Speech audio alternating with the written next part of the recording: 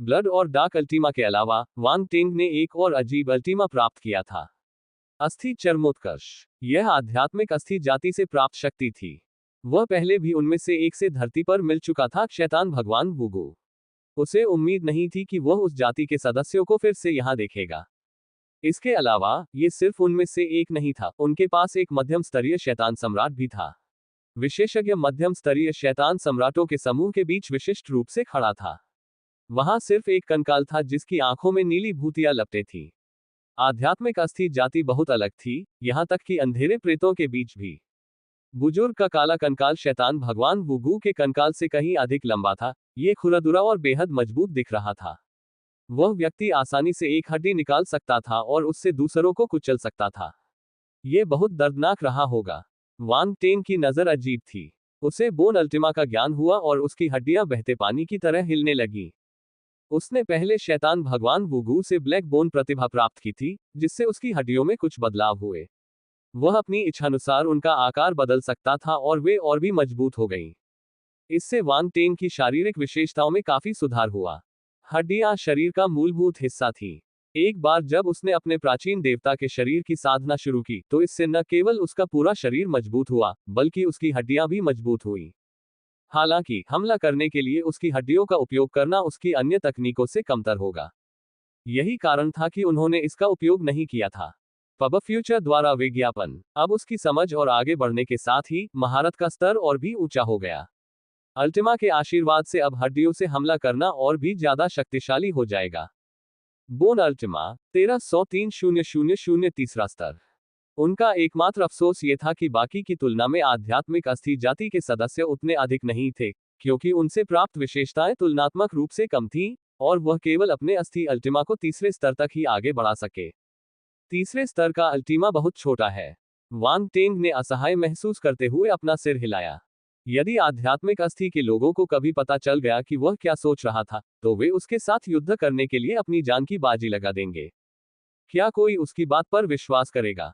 उसने बस कुछ लड़ाइयां देखी और उसका अल्टीमा तीसरे स्तर पर पहुंच गया। उसे और क्या चाहिए था? अल्पविराम। वांग टेंग को 3 अल्टीमा प्राप्त हुए, अन्य जातियों के अल्टीमा प्रकट नहीं हुए। उन्हें नहीं पता था कि उनके पास ये दस्तावेज नहीं थे या वे उनका उपयोग नहीं करते थे। इसके अलावा कोई बुलबुले भी नहीं दिखाई दिए, जिससे वह थोड़ा निराश हुआ। हालांकि ये सामान्य बात थी। अगर डोमेन को समझना इतना आसान होता तो उसे डोमेन नहीं माना जाता। जो लोग मैदान में युद्ध करने जाते थे वे अधिकतर निम्न स्तरीय शैतान सम्राट होते थे। उस स्तर के डोमेन उपयोगकर्ता निश्चित रूप से एक दुर्लभ प्रजाति थे। सबसे रहस्यमय शैतानी दिमाग वाले अंधेरे प्रेत कभी दिखाई नहीं दिए। शैतान सम्राट बेयर ब्रेन को छोड़कर कोई नहीं। वांग टेंग को ये बात थोड़ी अजीब लगी और उन्होंने इस पर ध्यान दिया। सभी प्राणी अपने निवास स्थान पर वापस चले गए। वांग टेंग ने रात के दौरान धातु कवच वाले ज्वलंत बिच्छू को खोजने की भी योजना बनाई, ताकि ये देखा जा सके कि उसका खनन समाप्त हो गया है या नहीं। पब फ्यूचर द्वारा विज्ञापन। वह बेदाग ऊर्जा पत्थर की खदान को बिना देखरेख के छोड़ देने के बारे में चिंतित था। हालांकि जेफ्रेड ने वांग टेंग को अपने साथ रखा। उसके साथ पिशाच मध्य स्तरीय शैतान सम्राट जुएलुन भी था। दुश्मन एक दूसरे से भिड़ने पर एक दूसरे पर नुकीले दांत दिखाते हैं, लेकिन वांग टेंग अपने दिल में क्रोध को दबा सकता है। अभी ऐसा करने का समय नहीं है। जेफ्रेड ने वांग टेंग को देखा और कहा, जस्टिन, शैतान सम्राट बेयर ब्रेन ने व्यक्तिगत रूप से वैम्पायर रेस को पिछले हमले के लिए आपको मुआवजा देने का आदेश दिया है। उन्होंने वास्तव में वांग टेंग को अखाड़े में इस बारे में बताया था। उसने जुएलुन के सामने फिर से यह मुद्दा उठाया ताकि उसे बुरा लगे। यहाँ आपके मुआवजे के लिए 30,000 स्तर 5 डार्क एनर्जी पत्थर है। जुएलुन के चेहरे पर भावहीन भाव था जब उसने वांग टेंग की ओर एक ग्रे बैग फेंका। यदि बेयर ब्रेन के आदेश न होते तो उसे इस बात की परवाह नहीं होती कि उसने वांग टेंग के साथ क्या किया। एक जूनियर भाग्यशाली होगा कि उसने उसे नहीं मारा। मुआवजा मिलना तो बस एक ख्वाहिश ही होगी। वास्तव में वह वास्तव में उस जूनियर को मारना चाहता था। हालांकि वह शैतान कवच जाति से था और जेफ्रेड और बेयर ब्रेन द्वारा संरक्षित था। उस समय यह असंभव था। वांग टेंग को दुख हुआ। 30,000 लेवल 5 डार्क एनर्जी स्टोन। ये कमीना ईमानदार नहीं है। Eight NovelBin eight. जेफ्रेड ने उपहास किया और बैग पकड़ लिया। फिर उसने मुस्कुराते हुए कहा, जुएलुन, क्या हम बेयर ब्रेन से मिलने चले? जुएलुन का चेहरा काला पड़ गया। पहले तो वह इस मामले को टालना चाहता था, एक शैतान राजा को भगाना आसान था, हालांकि जेफ्रेड उसके बगल में था, उसकी योजना को बाधित कर रहा था। इसे वापस दे दो। मैंने तुम्हें गलत बैग दे दिया। वह नाक भान सिकोड़ कर बोला। छी! जेफ्रेड ने व्यंग्य किया और मुस्कुराते हुए ग्रे बैग फेंक दिया। पब फ्यूचर द्वारा विज्ञापन। पिशाच बुजुर्ग को पता था कि वह इससे बच नहीं सकता और उसने भौहें सिकोड़ ली। उसने अपने स्पेस रिंग से एक और बैग निकाला और उसे वांग टेंग की ओर फेंक दिया। 30,000 रक्त दानव क्रिस्टल। फिर बुजुर्ग वहां से चला गया। Blood diamond crystals. जेफ्रेड हैरान था। इस बार उसने जुएलुन को जाने से नहीं रोका। मुआवजे के तौर पर यह काफी था। वांग टेंग हैरान था। उसे नहीं पता था कि रक्त दानव क्रिस्टल क्या है, लेकिन उसने संदेह पैदा न हो इसलिए पूछा नहीं। ये रक्त दानव क्रिस्टल आपकी क्षतिपूर्ति के लिए पर्याप्त है। उस समय जुएलुन की चाल पर ज्यादा ध्यान न दें। बस भविष्य में उसके आसपास सावधान रहें, जेफ्रेड ने कहा। हाँ, वांग टेंग ने सिर हिलाया। जेपर्ड ने कहा, इस बार आपने अच्छा प्रदर्शन किया, यहां तक कि शैतान सम्राट बेयर ब्रेन भी आपके प्रति अलग नजरिया रखता है। वरिष्ठ बेयर ब्रेन मुझे अलग नजर से देखते हैं। वांग टेंग चौंका। ये खत्म हो गया है, प्रेतों के बीच मेरी स्थिति और भी अधिक ऊंची होती जा रही है। यह अच्छा नहीं है। उसे जल्दी से शैतान के अंडे को ढूंढना था और फिर जितनी जल्दी हो सके भाग जाना था। वह शीर्ष के जितना करीब होगा, उसका पर्दाफाश होना उतना ही आसान होगा। एक उच्च स्तरीय शैतान सम्राट एक ब्रह्मांड स्तर के मार्शल योद्धा के बराबर था। अगर वह बहुत करीब आ जाता तो उसके उजागर होने का खतरा था। उसे अपने आप पर पूरा भरोसा था, फिर भी वह इस संभावना पर दांव नहीं लगाना चाहता था। जेफर्ड ने अचानक पूछा, वैसे आप किस तरह का डोमेन इस्तेमाल कर रहे थे? क्या आप मुझे बताना चाहेंगे? छिपाने के लिए कुछ भी नहीं है। यह अंधकार क्षेत्र है। वांग टेंग ने बिना रुके उत्तर दिया। डार्क डोमेन, ये वास्तव में सबसे आम डार्क डोमेन है। जेफ्रेड थोड़ा निराश लग रहा था। क्या कुछ गड़बड़ है? वांग टेंग ने उत्सुकता से पूछा। नहीं, कुछ नहीं। एक शैतान राजा के लिए डोमेन प्रकट करना आसान नहीं है। यहां तक कि मैं भी तब ऐसा नहीं कर सकता था। जेफ्रेड ने अपना सिर हिलाया और थोड़ी देर के लिए हिचकिचाया।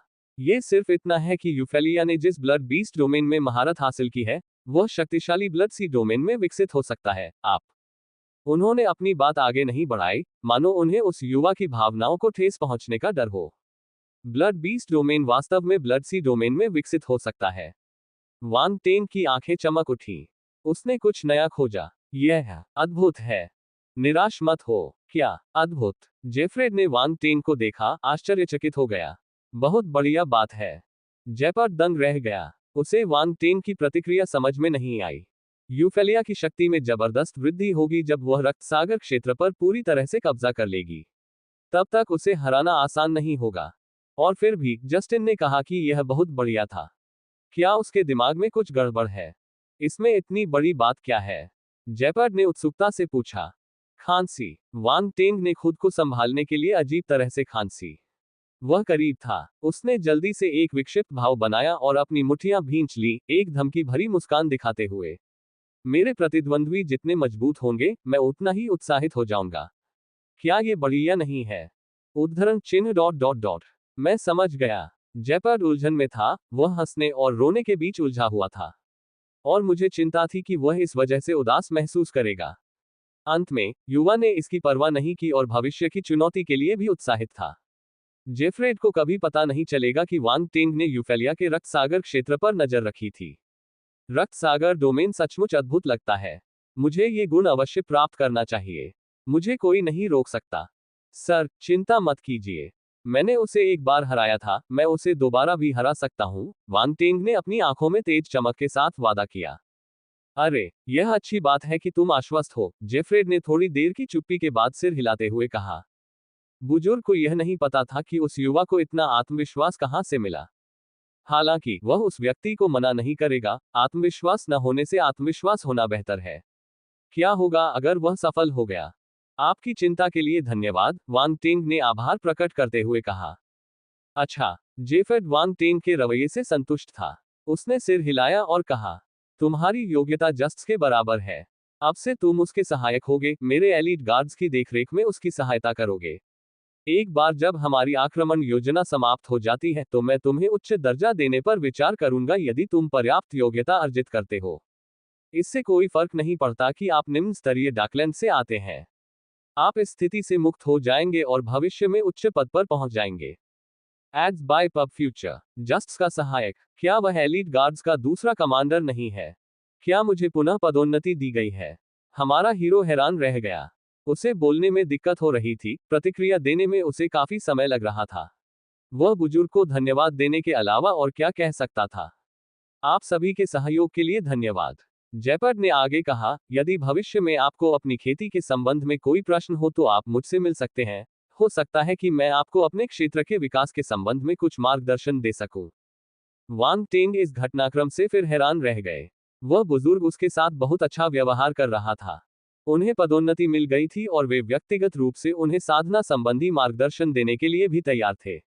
इसके अलावा उन्होंने किसी भी तरह के पारिश्रमिक की मांग नहीं की। यह एक आदर्श बॉस था। वांग टेंग को बुरा लगा कि उसके साथ एक अंधकार में प्रेत जैसा व्यवहार किया जा रहा है। नहीं नहीं, मैं एक जासूस हूं। उसे उसकी पहचान याद दिलानी थी। वह लाभों से अंधा कैसे हो सकता था? अरे यार, ये तो उनकी योजना होगी। वे मेरी इच्छाशक्ति को तोड़ने के लिए इस तरीके का इस्तेमाल करना चाहते हैं। कितना बुरा है। उसने फिर भी आज्ञाकारी ढंग से उत्तर दिया, हाँ।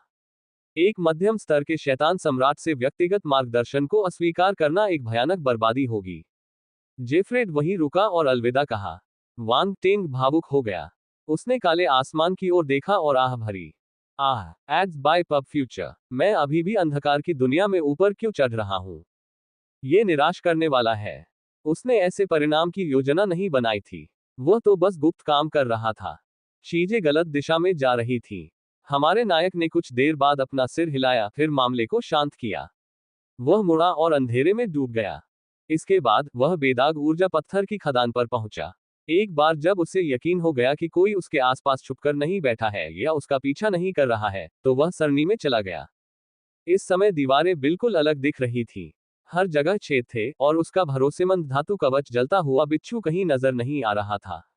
हालांकि उसे आभास हो गया था कि वह प्राणी कहीं अंदर है, इसलिए वह तुरंत एक निश्चित दिशा में चल पड़ा। जल्द ही वह उस स्थान पर पहुंच गया जहां बिच्छू खुदाई कर रहा था। मास्टर, वांग टेंग को देखकर बिच्छू की आंखें चमक उठी। वह श्रेय लेने के लिए जल्दी से आगे बढ़ा। मास्टर, मैंने ज्यादातर ऊर्जा पत्थर खोद लिए हैं। वे सभी यहाँ हैं, कृपया एक नजर डालें। उसने अपने बड़े चिमटे से एक अंतरिक्ष वलय प्रस्तुत किया और उसे वांग टेंग को सौंप दिया। ये वस्तु आकार में सामान्य थी, बिच्छू के विशाल पंजे से बिल्कुल अलग। यह थोड़ा अजीब लग रहा था। सौभाग्य से अंतरिक्ष वलय मजबूत था और उसे तोड़ना मुश्किल था। भले ही बड़ा बिच्छू मजबूत था और उसके पंजे तीखे थे, फिर भी वह वलय को नहीं तोड़ सका। वांग टेंग ने अंगूठी ली और उसमें अपनी आध्यात्मिक शक्ति भर दी। इसके तुरंत बाद उसने बेदाग ऊर्जा पत्थरों का एक विशाल ढेर देखा। वह बहुत खुश हुआ। हे भगवान, ये प्रभावशाली है। उन्होंने भविष्यवाणी की थी कि ऊर्जा पत्थरों की मात्रा काफी होगी, लेकिन उन्होंने इतनी अधिक मात्रा की कभी उम्मीद नहीं की थी। शुद्ध ऊर्जा पत्थर की खदानें बनाना कठिन था, यदि वे बनाई भी गईं तो उनकी मात्रा अधिक नहीं थी। हालांकि उस खदान की उपज कम से कम एक साधारण छोटी और मध्यम आकार की खदान की मानक उपज के बराबर थी। यह अनुमान लगाया गया था कि वहां लगभग 40,000 वर्ग मीटर में बेदाग ऊर्जा पत्थर थे। Ads by pub future. ये 40 ट्रिलियन यूसी के बराबर था। ये सही है, 40 ट्रिलियन यूसी। वांग टेंग ने गुप्त रूप से बेदाग ऊर्जा पत्थरों की कीमत की जांच की। वे दुर्लभ वस्तुएं थीं और उनके कई उपयोग थे, उनकी कीमत अविश्वसनीय रूप से अधिक थी। 1 वर्ग मीटर बेदाग ऊर्जा पत्थरों की कीमत 1 अरब यूसी होगी। यह अविश्वसनीय था, हालांकि ये सच था। वे पत्थर बाहरी दुनिया में अमूल्य थे और खजाने के रूप में गिने जा सकते थे। युवक की संपत्ति कई गुना बढ़ गई क्योंकि अब उसके पास 40,000 वर्ग मीटर का शुद्ध ऊर्जा पत्थर था। बेशक वह मूर्ख नहीं था। वह उन्हें बेचने के लिए नहीं रखेगा, ये बर्बादी होगी। उसके पास भरपूर मात्रा में यूसी था, लेकिन उसके पास बेदाग ऊर्जा पत्थर नहीं थे। उसने उन्हें पहले कभी देखा भी नहीं था। इसका मतलब ये था कि उन्हें अपने पास रखना बेहतर होगा, वे भविष्य में निश्चित रूप से उपयोगी होंगे। अचानक मिली दौलत के कारण वांग टेंग अच्छे मूड में था। व्यूह रचना में उतार चढ़ाव था। उकपोर अंदर आया। वांग टेंग ने पलकें झपकाईं। उसने व्यूह रचना बदल दी थी, इसलिए उसे तुरंत ही उकपोर की उपस्थिति का आभास हो गया। उस प्राणी का आना कोई आश्चर्य की बात नहीं थी। आखिरकार वह वही था जिसने उसे वहां आने के लिए कहा था। कुछ देर बाद गुफा में पदचाप सुनाई देने लगी। ukpor सीधे वांग टेंग और धातु कवच वाले जलते बिच्छू की ओर बढ़ा, कुछ भी छिपाने की कोशिश नहीं की। गुफा की खाली दीवारें देखकर उसका दिल खून से लथपथ हो गया। वह सब कुछ उसका होता, लेकिन अब वह सब चला गया। धत्तेरी की मास्टर, उसने आज्ञाकारी भाव से वांग टेंग की ओर झुककर प्रणाम किया। एट नोबल एट। उसने सिर हिलाया, फिर उदासीनता से पूछा, क्या बात है? मैंने आपकी ओर से पहले ही कुछ जांच कर ली है, उपुर ने आज्ञाकारी ढंग से उत्तर दिया। सच में? वांग टेंग की आंखें चमक उठी। मुझे और बताओ। उपुर ने तुरंत जवाब दिया, शैतान का अंडा 9 दिनों में पूरी तरह से ठीक हो जाएगा। सर बेयर ब्रेन ने इस बार बहुत बड़ी कीमत चुकाई है, उन्होंने इसे पुनर्जीवित करने और स्वस्थ होने में मदद करने के लिए मूल क्रिस्टल का इस्तेमाल किया। युद्ध 9 दिनों में शुरू होगा। क्या 9 दिन? वांग टेंग चौंक गया, उसका चेहरा काला पड़ गया। ऊपर की रिपोर्ट सुनकर वांग टेंग का दिल बैठ गया। 9 दिन। उसके पास केवल 9 दिन बचे थे। 9 दिन बाद शैतानी अंडा पूरी तरह से पुनर्जीवित हो जाएगा। ये और भी तेजी से बढ़ेगा और अभूतपूर्व ऊंचाई तक पहुंच जाएगा। वांग टेंग से बेहतर कोई नहीं जानता था कि शैतान का अंडा कितना भयानक था। अगर यह चीज फट गई तो ये पूरी मानव जाति के लिए एक आपदा होगी। युद्ध के आधिकारिक रूप से शुरू होने से पहले ही मानवता बर्बाद हो जाएगी। युवक का दिमाग इस बात पर तेजी से काम कर रहा था कि किसी तरह हालात को कैसे बदला जाए। अगर उसके पास कोई विकल्प नहीं बचा तो वह जनरल कैमरून से उस जगह पर हमला करने के लिए कह सकता था। उसने पहले ही भूत का घोंसला ढूंढ लिया था, उस जगह पर हमला करके उसे नष्ट करना एक विकल्प हो सकता था। वह योजना अच्छी थी, हालांकि उन्हें भारी कीमत चुकानी पड़ेगी और अंत में असफल होने का जोखिम भी उठाना पड़ेगा। उनके छिपने की जगह की सुरक्षा बहुत मजबूत थी, वे 3 परत वाली थी। वांग टेंग को ये बात उस जगह की जांच करते समय पता चली। इसके अलावा वहां एक प्रतिबंधित क्षेत्र था जो शैतानी लताओं से भरा हुआ था और कई अंधेरे प्रेत गश्त कर रहे थे। सभी शक्तिशाली प्रेत वहां एकत्रित हुए थे, साथ ही ओबेलिस्क स्केल ड्रैगन जानवर भी वहां एकत्रित हुए थे। वांग टेंग को अचानक छापे की सफलता दर के बारे में ज्यादा उम्मीद नहीं थी। यदि वे अंदर घुसने में सफल भी हो गए, तो भी वे प्रेतों को शैतानी अंडाणु के साथ भागने से नहीं रोक पाएंगे। ये परेशानी वाली बात होगी। Ads by pub future. यदि अंडाणु कभी फट गया तो इससे अंतहीन परेशानी पैदा हो जाएगी। हालांकि हमारे हीरो ने फिर भी जनरल कैमरून को इसके बारे में बताने की योजना बनाई। उसका क्लोन मुख्य बेस तक पहुंच गया था, इसलिए वह उस खबर को जनरल तक पहुंचा सकता था। इस तरह उच्च अधिकारी अपना निर्णय ले सकते थे। वह ऐसा निर्णय लेने के लिए उपयुक्त व्यक्ति नहीं था, चुनाव करने के बारे में तनाव लेना बेकार था। जहां तक उसके अपने कामों का सवाल है, वह अपनी योजना जारी रखेगा। अंधेरे जीव का अड्डा काम करने के लिए एक अच्छी जगह थी। वहां के भूत मिलनसार, दयालु और बात करने में अच्छे थे, वह उनसे और भी गुण प्राप्त कर सकता था। एक बार जब वह सभी गुणों का लाभ उठा लेता, तो वह मोइरा के साथ भाग सकता था, यदि जनरल कैमरून और अन्य लोग जल्दी से जल्दी भागने का निर्णय लेते। वांग टेंग ने अपना निर्णय लिया, फिर अजीब भाव से ऊपर को घूरने लगा। वह मोइरा के शरीर का इस्तेमाल कर रहा था, उसके सामने सम्मानपूर्वक खड़ा था। यह एहसास काफी अद्भुत था। मोइरा वास्तव में एक घमंडी और घमंडी व्यक्ति थी। अगर उसे कभी पता चला कि उसका शरीर नियंत्रित है और जब वह इससे बाहर होती है तो वह ऐसी शर्मनाक हरकतें करती है, तो वह शायद उसे मार डालेगी। उपोर को असहज महसूस हुआ, इस तरह से देखा जाना उसके दिल में ठंडक महसूस हुई। क्या इस इंसान को कुछ अजीबोगरीब शौक है? वह एक मानव महिला के शरीर का उपयोग कर रहा था। मानव जाति के सौंदर्य शास्त्र के आधार पर महिला काफी सुंदर थी। क्या होगा अगर यह मानव अकल्पनीय चीजें करने का मौका लेता है? क्या मुझे विरोध करना चाहिए?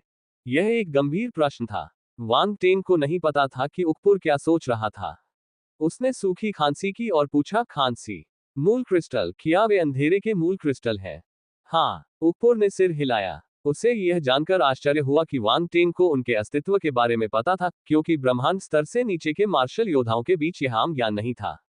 केवल कुछ ही अन्य लोग थे जो जानते थे। लगता है शैतान सम्राट नो ब्रेन इस बार बहुत आगे निकल गया। वांग टेंग ने अपनी ठोड़ी को छुआ। उन्हें डिवाउर निहिलिटी बीस्ट की स्मृति में मूल क्रिस्टल के बारे में प्रासंगिक जानकारी मिली, इसलिए उन्हें पता था कि वे क्या थे। मूल क्रिस्टल, जैसा कि उनके नाम से पता चलता है, एक प्रकार का क्रिस्टल था जिसमें मूल की शक्ति अंदर संघनित थी। एट नोबल एड्स बाय पब फ्यूचर। केवल ब्रह्मांड स्तर के मार्शल योद्धा ही इस शक्ति को समझ सकते थे, जिससे पता चलता था कि वे क्रिस्टल कितने दुर्लभ थे। आमतौर पर मूल क्रिस्टल प्राप्त करने के 2 तरीके थे। इनमें से एक तरीका उन्हें प्रकृति में खोजना था, हालांकि यह मुश्किल था। कई कठोर परिस्थितियों का सामना करना पड़ता था और क्रिस्टल बनने में लंबा समय लगता था। सामान्य अयस्कों की तरह इसमें भी करोड़ों साल या उससे भी ज्यादा समय लग सकता था। यदि आप तुलना करें तो बेदाग ऊर्जा पत्थर की खान कुछ खास नहीं थी। ये संभावना का प्रश्न था। मूल शक्ति के विभिन्न अयस्कों में विलीन होकर क्रिस्टल बनने की संभावना शुद्ध शक्ति के विलीन होकर क्रिस्टल में संघनित होने की संभावना से बहुत कम थी। अब तक सबसे अधिक बार जिन स्थानों पर मूल क्रिस्टल दिखाई दिए वे अत्यंत रहस्यमय गुप्त क्षेत्र थे। वे स्थान अलग थलग छोटे संसार थे। मूल शक्ति कभी कभी वहां प्रकट होती थी। यदि परिस्थितियां पूरी होती तो मूल क्रिस्टल बन सकते थे। मूल क्रिस्टल प्राप्त करने का दूसरा तरीका यह था कि ब्रह्मांड स्तर के मार्शल योद्धा अपनी शक्ति को तब तक संपीड़ित करते रहे जब तक कि मूल क्रिस्टल नहीं बन जाते। बहुत से शक्तिशाली लोग स्वेच्छा से आगे नहीं आएंगे। मूल शक्ति को विकसित करना कठिन था और ब्रह्मांड स्तर और उससे ऊपर के योद्धाओं ने अपनी व्यक्तिगत साधना को महत्वपूर्ण माना। कौन आगे बढ़कर अपनी मूल शक्ति को मुक्त करेगा और बिना किसी कारण के दूसरों के लिए इसे क्रिस्टल में संघनित करेगा। खैर, जब तक कि वे गरीब न हो और पैसा कमाने का यही एकमात्र तरीका हो। हालांकि वित्तीय समस्याओं वाले दुर्जय मार्शल योद्धा दुर्लभ थे।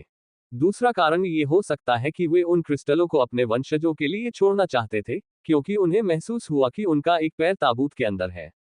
लेकिन वो स्थिति भी दुर्लभ थी। उदाहरण के लिए, जब हमारे नायक ने फ्लेमिंग रिवर यूनिवर्स लॉर्ड से विरासत प्राप्त की थी, तब कोई मूल क्रिस्टल नहीं थे। उस समय वह शक्तिशाली विशेषज्ञ तेजी से बूढ़ा हो रहा था, इसलिए उसे खुद को जीवित रखने के लिए अपनी मूल शक्ति की जरूरत थी। उसके पास क्रिस्टल बनाने के लिए कुछ भी नहीं था। हालात ऐसे ही थे। Ads by pub future. यही कारण था कि केवल कुछ ही ब्रह्मांड स्तर के विशेषज्ञ क्रिस्टल बनाने के लिए अपनी उत्पत्ति की शक्ति को समाप्त करने के लिए तैयार थे। दिमाग नहीं है। ऊपर को अपने होठों के कोनों में झटका महसूस हुआ। यह आदमी अभी भी इस पर लगा हुआ है। यदि बेयर ब्रेन को पता चल जाता कि उसे कैसे बुलाया जा रहा है, तो उस व्यक्ति की असामयिक मृत्यु हो जाती। वांग टेंग की रैंकिंग मस्ट किल सूची में बहुत अधिक बढ़ जाएगी। जैसा कि कहा गया है, यह अपनी प्रतिष्ठा बढ़ाने का एक अच्छा तरीका था। ऐसा लग रहा था जैसे उकपोर को एक नया रास्ता मिल गया हो। वांग टेंग ने कहा, यदि रिपोर्ट करने के लिए और कुछ नहीं है, तो खनन में मेटल स्कॉर्पियन की मदद करें। यदि कुछ हो जाए तो जल्दी से जल्दी काम पूरा कर ले। ओ, उकपोर के हृदय से पुनः रक्त बहने लगा। क्या ये कोई मनुष्य करेगा? मेरी खदान। उकपोर खुद को रोक नहीं सका। उसकी आंखों में आंसू आ गए और उसने धातु की कुदाल उठाए और अनिच्छा से खुदाई शुरू कर दी। हफ पफ। बिच्छू ने मुड़कर दूसरे की ओर देखा और उपहास करते हुए कहा, बेचारा। उकपोर क्रोधित हो गया। इस बिच्छू को पिटाई की जरूरत है। वहां बहुत ज्यादा बेदाग ऊर्जा पत्थर नहीं बचे थे। उनके संयुक्त प्रयास की बदौलत मानव और बिच्छू ने एक रात में ही सब कुछ खोदकर निकाल लिया। वांग टेंग ने सभी बेदाग ऊर्जा पत्थर ले लिए। उसकी जेबें उनसे भरी हुई थी। उन्होंने उकपुर को वापस जाने को कहा और कहा कि यदि आवश्यकता हुई तो वे उनसे संपर्क करेंगे। इसके बाद उसने बिच्छू को वापस उसके अंतरिक्ष खंड में भेज दिया तथा फिर से जस्टिन में परिवर्तित होकर अंधेरे प्रेतों के मुख्य आधार पर वापस चला गया। अगली सुबह जनरल कैमरून ने एक संदेश भेजा और वांग टेंग से कहा कि वह जल्द से जल्द शैतान के अंडे चुरा ले। 7 दिन का समय दिया गया था। अगर वह विफल रहा तो वे घोंसले पर छापा मारेंगे। 2 दिन का बफर। वांग टेंग डेविल आर्मर रेस के विश्राम स्थल पर था। आदेश मिलते ही उसकी आंखें चमक उठी और वह धीरे धीरे एक योजना लेकर आया। अब मेरे लिए मुसीबत खड़ी करने का समय आ गया है। दरअसल परेशानी खड़ी करना महत्वपूर्ण नहीं था। मुख्य उद्देश्य मिशन को पूरी तरह से पूरा करना था। उस दिन वांग टेंग की कोई ड्यूटी नहीं थी, इसलिए उसके पास पर्याप्त समय था। हालांकि जब वह अपने शैतान कवच साथियों से बचकर ओबेलिस्क स्केल ड्रैगन बीस्ट की पीठ पर बने भवन में घुसने की योजना बना रहा था, तो शैतान दिमाग वाला प्रेत, जिसने एक वायु तत्व परी के शरीर पर कब्जा कर लिया था, अचानक उसके सामने प्रकट हुआ। वांग टेंग दंग रह गया और सोचने लगा कि आखिर वह व्यक्ति उसे क्यों ढूंढ रहा है। उसके मन में कई विचार आए। वह तरह तरह के अनुमान लगाने लगा। अब वह डेविल आर्मर रेस का जस्टिन था, इसलिए उसे दूसरे व्यक्ति को नहीं पहचानना चाहिए था। इसलिए उसने दिखावा किया कि वह उस व्यक्ति को नहीं पहचानता। जस्टिन, ये सर ब्रम्बर्ग है जो शैतान सम्राट बेयर ब्रेन की सेवा करता है। वह तुम्हें ढूंढ रहा है। मैं अब जा रहा हूं ताकि तुम आपस में बात कर सको। जाने से पहले जारोड ने कहा। लगता है शैतान सम्राट नो ब्रेन मुझे ढूंढ रहा है, वांग टेंग ने सोचा। तो आप मशहूर जस्टिन हैं जो हाल ही में काफी लोकप्रिय हो गए हैं। ब्रम्बर्ग ने भौहें सिकोड़ते हुए बख्तरबंद जूनियर को देखा। यह मांसल आदमी बेहद साधारण दिखता है। सर उसे अलग तरह से क्यों देखते हैं? क्षमताओं पर विचार करते हुए ब्रम्बर्ग को लगा कि वह बहुत अधिक शक्तिशाली है। उस जूनियर ने तो बस पिशाच जाति के एक प्रतिभाशाली व्यक्ति को हरा दिया। इसमें कुछ खास बताने लायक नहीं है। इसके अलावा वह शैतान दिमाग की जाति बेयर ब्रेन के सगे संबंधी से एक प्रतिभाशाली व्यक्ति था। शैतान सम्राट किसी दूसरी जाति के व्यक्ति के बारे में क्यों उच्च विचार रखता था? इसका कोई मतलब नहीं था। वांग टेंग की निगाहें चमक उठी और उसने शांतिपूर्वक उत्तर दिया, हाँ। मेरे पीछे आओ, तुम भाग्यशाली शैतान कवच वाले बच्चे। ब्रम्बर्ग को यह एहसास नहीं हुआ कि कवच वाला वह युवक वही इंसान था जिसने लगातार उसका पीछा किया था।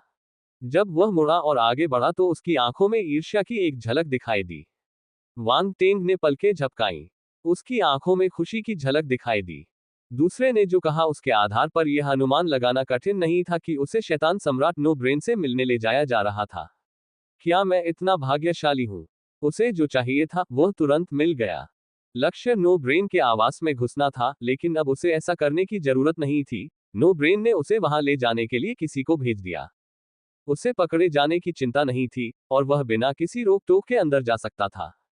कितना सुंदर संयोग है। वांग टेंग शांत रहा। उसने नौसिखिया जैसा दिखने के लिए थोड़ा झिझकने का नाटक किया। मेरे पीछे आओ, शैतान सम्राट तुमसे मिलना चाहता है, ब्रम्बर्ग ने भौहें सिकोड़ते हुए और ठंडी आवाज में कहा। ये बख्तरबंद नौजवान इतना मूर्ख है। शैतान सम्राट ने उसमें क्या देखा? वांग टेंग ने चुपके से सिर हिलाया। अब कोई हिचकिचाहट नहीं हुई। उसने हिचकिचाहट बंद कर दी और चुपचाप ब्रूमबर्ग के पीछे चल दिया। हम्फ, ब्रम्बर्ग ने नाक भान सिकुड़ी और आगे बढ़ गया। वे दोनों ओबेलिस्क स्केल ड्रैगन बीस्ट की पीठ पर सवार होकर इमारत में दाखिल हुए और सबसे ऊपरी मंजिल पर पहुंचे। फिर उन्हें एक विशाल हॉल मिला। लंबा और ऊंचा बेयर ब्रेन हॉल के ठीक बीच में सिंहासन पर बैठा था। उसने एक हाथ उसके उचित आर्मरेस्ट पर रखा और फिर अपना सिर सहलाया, जैसे कि वह झपकी ले रहा हो। उसके चारों ओर एक हल्का काला कोहरा तैर रहा था, जिससे उसका चेहरा देखना मुश्किल हो रहा था। सर, जस्टिन यहाँ है। ब्रम्बर्ग ने शैतान सम्राट बेयर ब्रेन को आदरपूर्वक प्रणाम किया। ठीक है। जैसे ही उसने धीरे धीरे अपनी आंखें खोली, उसकी नाक से एक भारी आवाज निकली। धुंध के बीच से दो काली और गहरी आंखें वांग टेंग को घूर रही थीं।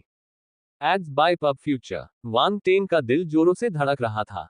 शैतान सम्राट नो ब्रेन अपनी आंखों से उसे देख सकता था। वह घबरा गया। सिस्टम, कृपया रुकें, वांग टेंग ने अपने दिल में चिल्लाया। सौभाग्य से शैतान सम्राट नो ब्रेन ने कुछ भी नोटिस नहीं किया। निरीक्षण करने वाली नजर गायब हो गई। फिर उसने ब्रूमबर्ग की ओर हाथ हिलाया। आप पहले जा सकते हैं। धत्तेरी की, शैतान सम्राट के पास एक नया पालतू जानवर है। हाँ, ब्रम्बर्ग अनिच्छुक था, लेकिन उसने इसे दिखाने की हिम्मत नहीं की। वह केवल आज्ञाकारी ढंग से झुककर हॉल से बाहर निकल सकता था। वांग टेंग ने उसे अजीब नजरों से देखा। ये शैतानी दिमाग वाला आदमी एक परित्यक्त पत्नी की तरह क्यों व्यवहार कर रहा है? क्या मैं कुछ देख रहा था? अजीब। उसने इस बारे में ज्यादा नहीं सोचा और अपना ध्यान फिर से शैतान सम्राट नो ब्रेन पर केंद्रित कर दिया। वह एक उच्च स्तरीय शैतान सम्राट था। वह कोई भी गलती करने का जोखिम नहीं उठा सकता था। यदि उसने गलती से अपना पर्दाफाश कर दिया तो वह बर्बाद हो जाएगा। उसने चुपचाप उस शक्तिशाली प्रेत की ओर देखा और जो कुछ उसने देखा उससे आश्चर्यचकित रह गया। बेयर ब्रेन एक अत्यंत शक्तिशाली शरीर को नियंत्रित कर रहा था। हालांकि वह एक काले धुंध में लिपटा हुआ था, यह बताना असंभव था कि शरीर किस जाति का था। अफसोस, उसकी सार दृष्टि काली धुंध के पार झांककर यह देखने में सक्षम नहीं थी कि नीचे क्या है। यहां तक कि आध्यात्मिक दृष्टि भी बेकार थी। उसे दूसरे पक्ष की शक्ति का केवल एक धुंधला सा आभास था। जस्टिन, बेयर ब्रेन की आवाज कहीं ऊपर से आती हुई सुनाई दी। सर, वांग टेंग ने सम्मानपूर्वक उत्तर दिया। आपकी प्रतिभा बुरी नहीं है। क्या आप मेरा मार्गदर्शन चाहते हैं? शैतान सम्राट ने उदासीनता से कहा। उद्धरण चिन्ह प्रश्नवाचक चिन्ह उद्धरण चिन्ह। वांग टेंग दंग रह गया। उसका क्या मतलब है? क्या आपको उनका मार्गदर्शन प्राप्त है? क्या वह मुझे अपना शिष्य बनाने की योजना बना रहा है? एट नोबलबन एट जेफ्रेड ने केवल इतना बताया था कि वह शक्तिशाली प्रेत उस पर विशेष ध्यान दे रहा था। उसने यह नहीं कहा था कि वह व्यक्तिगत रूप से उसका मार्गदर्शन करना चाहता था। यह थोड़ा अचानक हुआ। हमारे हीरो के मन में कई सवाल उठे। हालात काबू से बाहर होते जा रहे थे। शैतान सम्राट बेयर ब्रेन उसे अपना शिष्य बनाना चाहता था। जनरल कैमरून और अन्य लोग अगर यह बात जान गए तो वे उस पर कभी विश्वास नहीं करेंगे और उसे जीवन भर के लिए एक अंधकार में प्रेत के रूप में लेबल कर देंगे। राउंड बॉल ने जब ये शब्द सुने तो वह अवाक रह गया। एक उच्च स्तरीय शैतान सम्राट वांग टेन को अपना शिष्य बनाना चाहता था, ताकि वह व्यक्तिगत रूप से उसका मार्गदर्शन कर सके। क्या इससे ज्यादा बेतुकी बात हो सकती है? नहीं, बेयर ब्रेन ने शांति से कहा। वांग टेंग ने अपने हाथ से उसकी छाती को छुआ और जल्दी से उत्तर दिया, बेशक आपका मार्गदर्शन पाना मेरे लिए सम्मान की बात होगी। एड्स बाय पब फ्यूचर, अगर वे मुझ पर विश्वास करते हैं तो किसे परवाह है? इस लाभ को छोड़ना मूर्खता होगी। इसके अलावा जस्टिन के मालिक का मुझसे क्या लेना देना है? उसका विवेक साफ था, वह हमेशा प्रकाश की ओर रहने वाला इंसान रहेगा। उद्धरण चिन्ह डॉट डॉट डॉट उद्धरण चिन्ह। राउंड बॉल अवाक रह गया। आपकी गरिमा कहाँ है? अच्छा, बेयर ब्रेन ने स्वीकृति में सिर हिलाया। वह सीधा सादा है। मैं आपको अपने डोमेन को मजबूत बनाने के लिए मार्गदर्शन करूंगा। डोमेन नियंत्रण जितना आप सोचते हैं उससे कहीं ज्यादा महत्वपूर्ण है। क्या जेफ्रेड ने रक्त सागर क्षेत्र का उल्लेख किया है? हाँ, वांग टेंग ने सिर हिलाया। उन्होंने जेफ्रेड की ब्रीफिंग को याद किया, और जब से बेयर ब्रेन ने इसका उल्लेख किया, उनकी जिज्ञासा बढ़ गई। क्या रक्त सागर क्षेत्र के बारे में कुछ विशेष बात है? वह क्षेत्र शक्तिशाली है, लेकिन अपराजय नहीं है, बेयर ब्रेन ने उत्तर दिया। वांग टेंग की दिलचस्पी जागृत हो गई और वह सुनता रहा। पावरहाउस ने आगे कहा, किसी भी डोमेन में जब उसे चरम सीमा तक खेला जाता है, तो वह एक अनोखे परिवर्तन से गुजरता है, जिसमें सबसे साधारण डार्क डोमेन भी शामिल है। कृपया मुझे समझाएं। वांग टेन की जिज्ञासा अभी भी बढ़ रही थी। उसने अपना विनम्र अभिनय जारी रखा। उनके क्षेत्र तीसरे और चौथे स्तर पर थे। यह एक अविश्वसनीय उपलब्धि थी, हालांकि दुर्जय योद्धाओं के अनुसार यह सिर्फ शुरुआत थी। डोमेन के बारे में अभी भी कई बातें थी जो वह नहीं जानते थे। यह देखते हुए कि बेयर ब्रेन उसे ज्ञान देने के लिए इतना तत्पर था, उसने इसे उचित रूप से सुना। मेरे पीछे आओ। बेयर ब्रेन ने हाथ हिलाया और एक स्थानिक तरंग उतार चढ़ाव भेजा। वांग टेंग का दिल धड़क उठा, लेकिन उसने खुद को रोक नहीं पाया, उसकी दृष्टि धुंधली हो गई। उसने पलक झपकाए और अपनी आंखें खोली, तभी उसे एहसास हुआ कि वह अब बड़े हॉल के अंदर नहीं था। वह पहाड़ों पर था। क्या यह इस उच्च स्तरीय शैतान सम्राट का कौशल था? यह तो स्थानिक कौशल था, है ना? टेलीपोर्टेशन जैसा कुछ। वास्तव में एक दुर्जय ब्रह्मांड मंच प्राणी के अंतरिक्ष कौशल एक स्वर्ग मंच मार्शल योद्धा की तुलना में अधिक शक्तिशाली थे। यदि ब्रह्मांड मंच की बर्फ परी जो हमारे नायक को मारने के लिए वहां गई थी, लापरवाह नहीं होती, तो वह इतनी आसानी से बच नहीं पाता। वांग टेंग अचंभित रह गया। उसका आत्मविश्वास डगमगा गया। धत्तेरी की, भविष्य में ब्रह्मांड मंच विशेषज्ञों से दूर रहना ही बेहतर होगा। उन शक्तिशाली देशों का सामना करते समय उनकी वर्तमान अंतरिक्ष प्रतिभा संभवतः अपर्याप्त सिद्ध होगी। शैतान सम्राट बेयर ब्रेन दूर खड़ा था। उसकी आवाज ऊपर तक पहुंची। तुम क्या सोच रहे हो? मैं आपकी शक्ति से आश्चर्यचकित हूं, वांग टेंग ने ईमानदारी से उत्तर दिया। बुरा नहीं है। तुमने स्वीकार किया है कि तुम कमजोर हो, बेयर ब्रेन ने कहा। अब मैं तुम्हें वास्तविक डोमेन परिवर्तन दिखाता हूं। जैसे ही उसने बोलना समाप्त किया, उसके शरीर से एक अजीब सी हलचल उत्पन्न हुई, जिससे पूरा वातावरण बदल गया। Ads by pub future. उसके चारों ओर का वातावरण एकदम काला हो गया। वांग टेंग को थोड़ी घबराहट महसूस हुई, क्योंकि वह अपने हाथ भी नहीं देख पा रहा था। अरे यार, मैं इस आदमी के अधिकार क्षेत्र में हूं। यदि दूसरे पक्ष को उसकी पहचान पता चल गई तो वह बर्बाद हो जाएगा। आपका डोमेन तीसरे स्तर पर है, इसलिए मैं आपके साथ उस स्तर पर लड़ने के लिए अपने डोमेन को दबा दूंगा। आप लड़ाई के दौरान अंतर महसूस करने में सक्षम होंगे, बेयर ब्रेन ने कहा। उसकी आवाज उसके चारों ओर से आ रही थी। वांग टेंग ने गहरी सांस ली और खुद को शांत रहने के लिए कहा। फिर उसने दूसरे के डोमेन को तोड़ने की कोशिश में अपने तीसरे स्तर के डोमेन को अंजाम दिया। अचानक उसके चेहरे पर भाव बदल गए। उसने जो देखा उससे वह स्तब्ध रह गया। उसका क्षेत्र किसी भी तरह से नहीं टूट सका। वह जानता था कि बेयर ब्रेन का डोमेन भी स्पार के लिए तीसरे स्तर पर था। उस स्थिति में मैं इस आदमी के डोमेन को क्यों नहीं तोड़ सकता? यह पहली बार था जब वांग टेंग को डोमेन लड़ाई में उस स्थिति का सामना करना पड़ा। मेरे क्षेत्र पर हमला करो, बेयर ब्रेन ने कहा। वांग टेंग ने गहरी सांस ली और अपने अंधेरे क्षेत्र में शक्ति को सक्रिय कर दिया। अंधेरी शक्ति एकत्रित हुई और दूसरे के अंधेरे क्षेत्र की ओर बढ़ गई। हालांकि जब वह बेयर ब्रेन के डोमेन से टकराया तो उसकी शक्ति अंधेरे में चली गई। ऐसा लगा कि वह हमला करने से ज्यादा प्रतिद्वंद्वी की मदद कर रहा है। तुम्हें क्या लग रहा है? बेयर ब्रेन ने पूछा। वांग टेंग गहरी सोच में पड़ गया। दूसरे का क्षेत्र वास्तव में श्रेष्ठ था। वह आमतौर पर अपने क्षेत्र की शक्ति को बढ़ाने और दुश्मन पर सीधे हमला करने के लिए क्रूर बल का इस्तेमाल करता था। उसका क्षेत्र सिस्टम के जरिए हासिल किया गया था, इसलिए इसकी नींव मजबूत थी। इसलिए यह ज्यादातर मामलों में शक्तिशाली था। लेकिन जब दुर्जय ब्रह्मांड मंच योद्धाओं का सामना हुआ तो ये कुछ भी नहीं था। उनका क्षेत्र मात्रा पर केंद्रित था, जबकि बाद वाले उच्च गुणवत्ता वाले थे, जो एक स्पष्ट अंतर प्रस्तुत करते थे। एक ही आकार के दो ग्रहों की कल्पना करें। एक नर्म और ढीला था, जबकि दूसरा सघन था। अगर वे टकराते हैं तो ढीला ग्रह निश्चित रूप से टूट जाएगा। लेकिन इस अंतर को पाटना जटिल था, ज्ञान की आवश्यकता थी। मार्गदर्शन के बिना वह अनभिज्ञ रहता और इसे समझने में बहुत समय लगता। वांग टेन को बहुत गुस्सा आया। ज्ञान प्राप्ति की उनकी प्रतिभा काफी मजबूत थी, इसलिए उन्हें महसूस हो सकता था कि कुछ तो है। हालांकि नए प्रतिमान को पूरी तरह से समझने के लिए उन्हें और समय की आवश्यकता होगी। तभी उसने दूसरे पक्ष के डोमेन से विशेषता बुलबुले निकलते देखे। उसकी आंखें चमक उठी।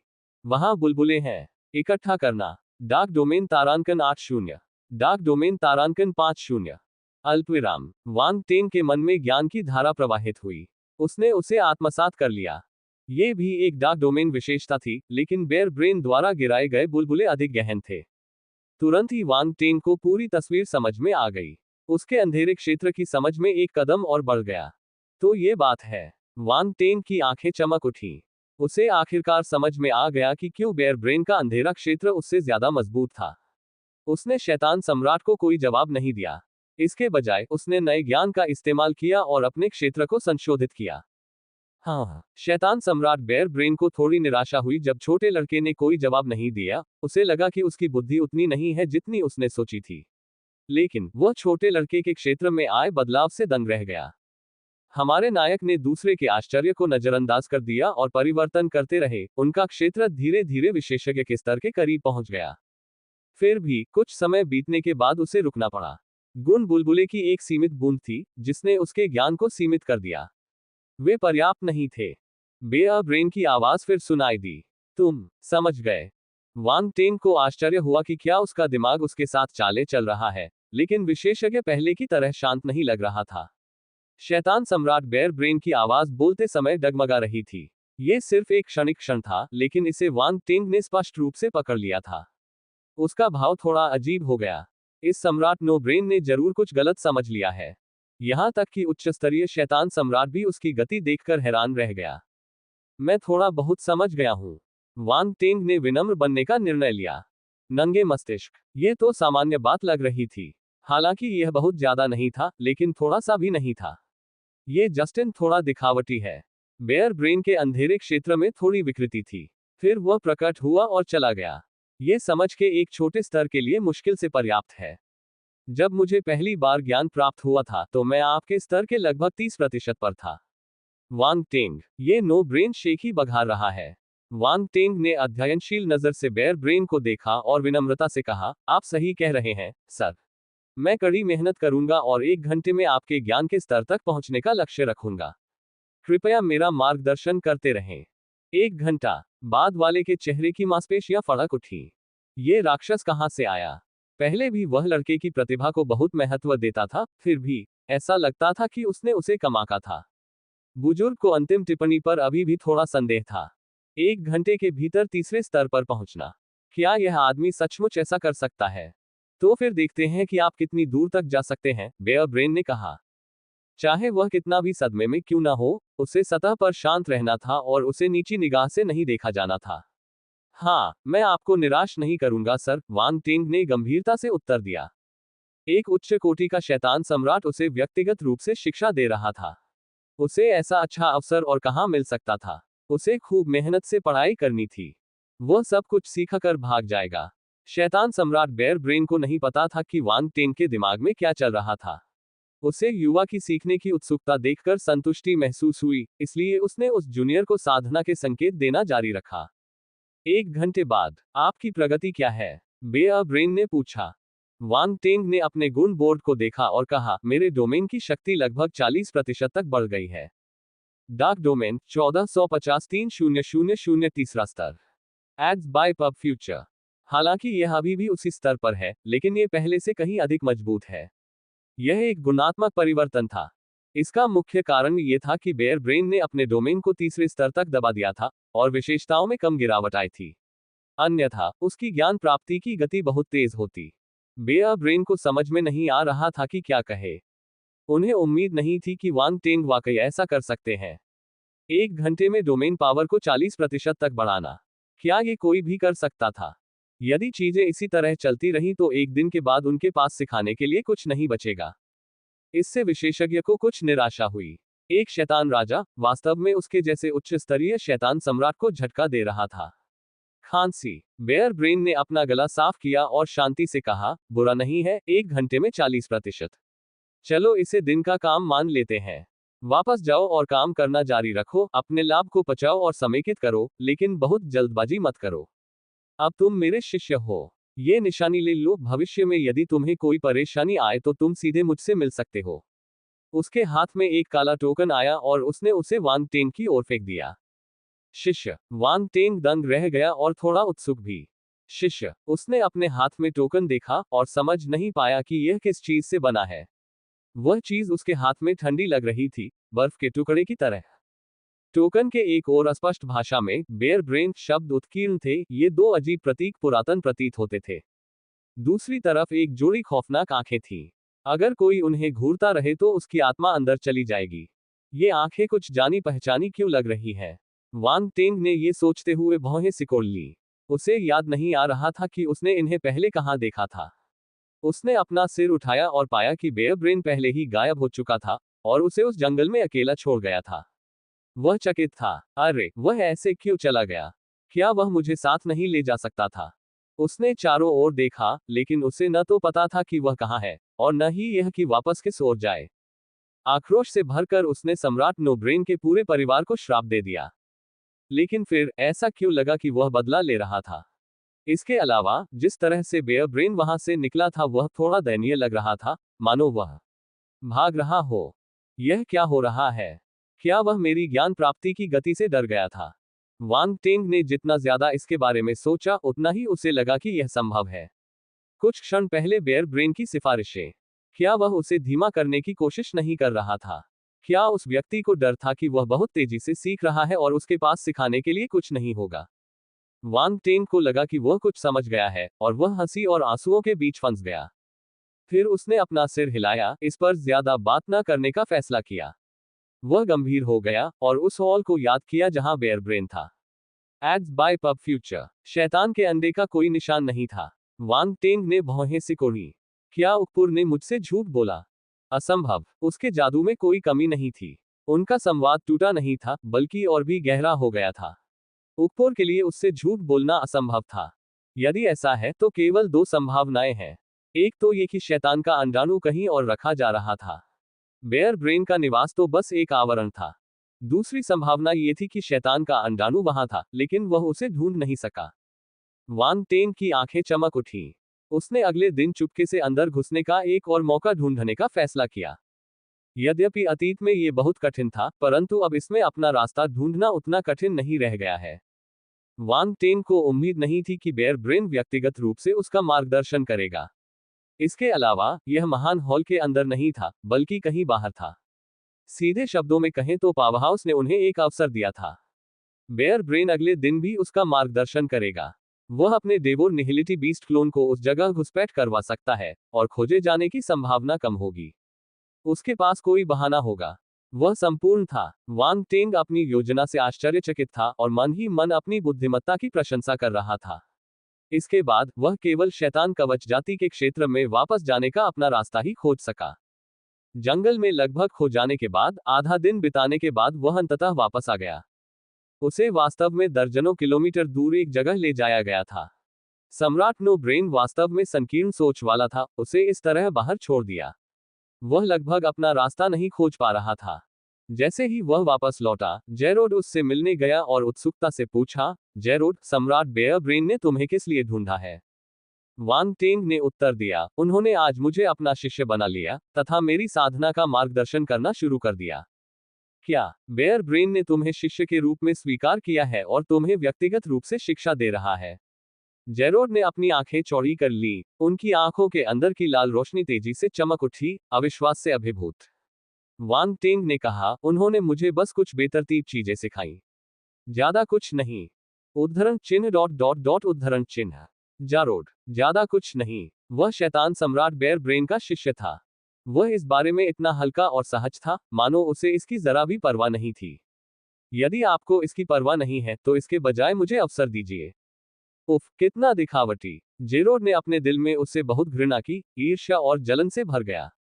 फिर वह खुद से बड़बड़ाते हुए चला गया।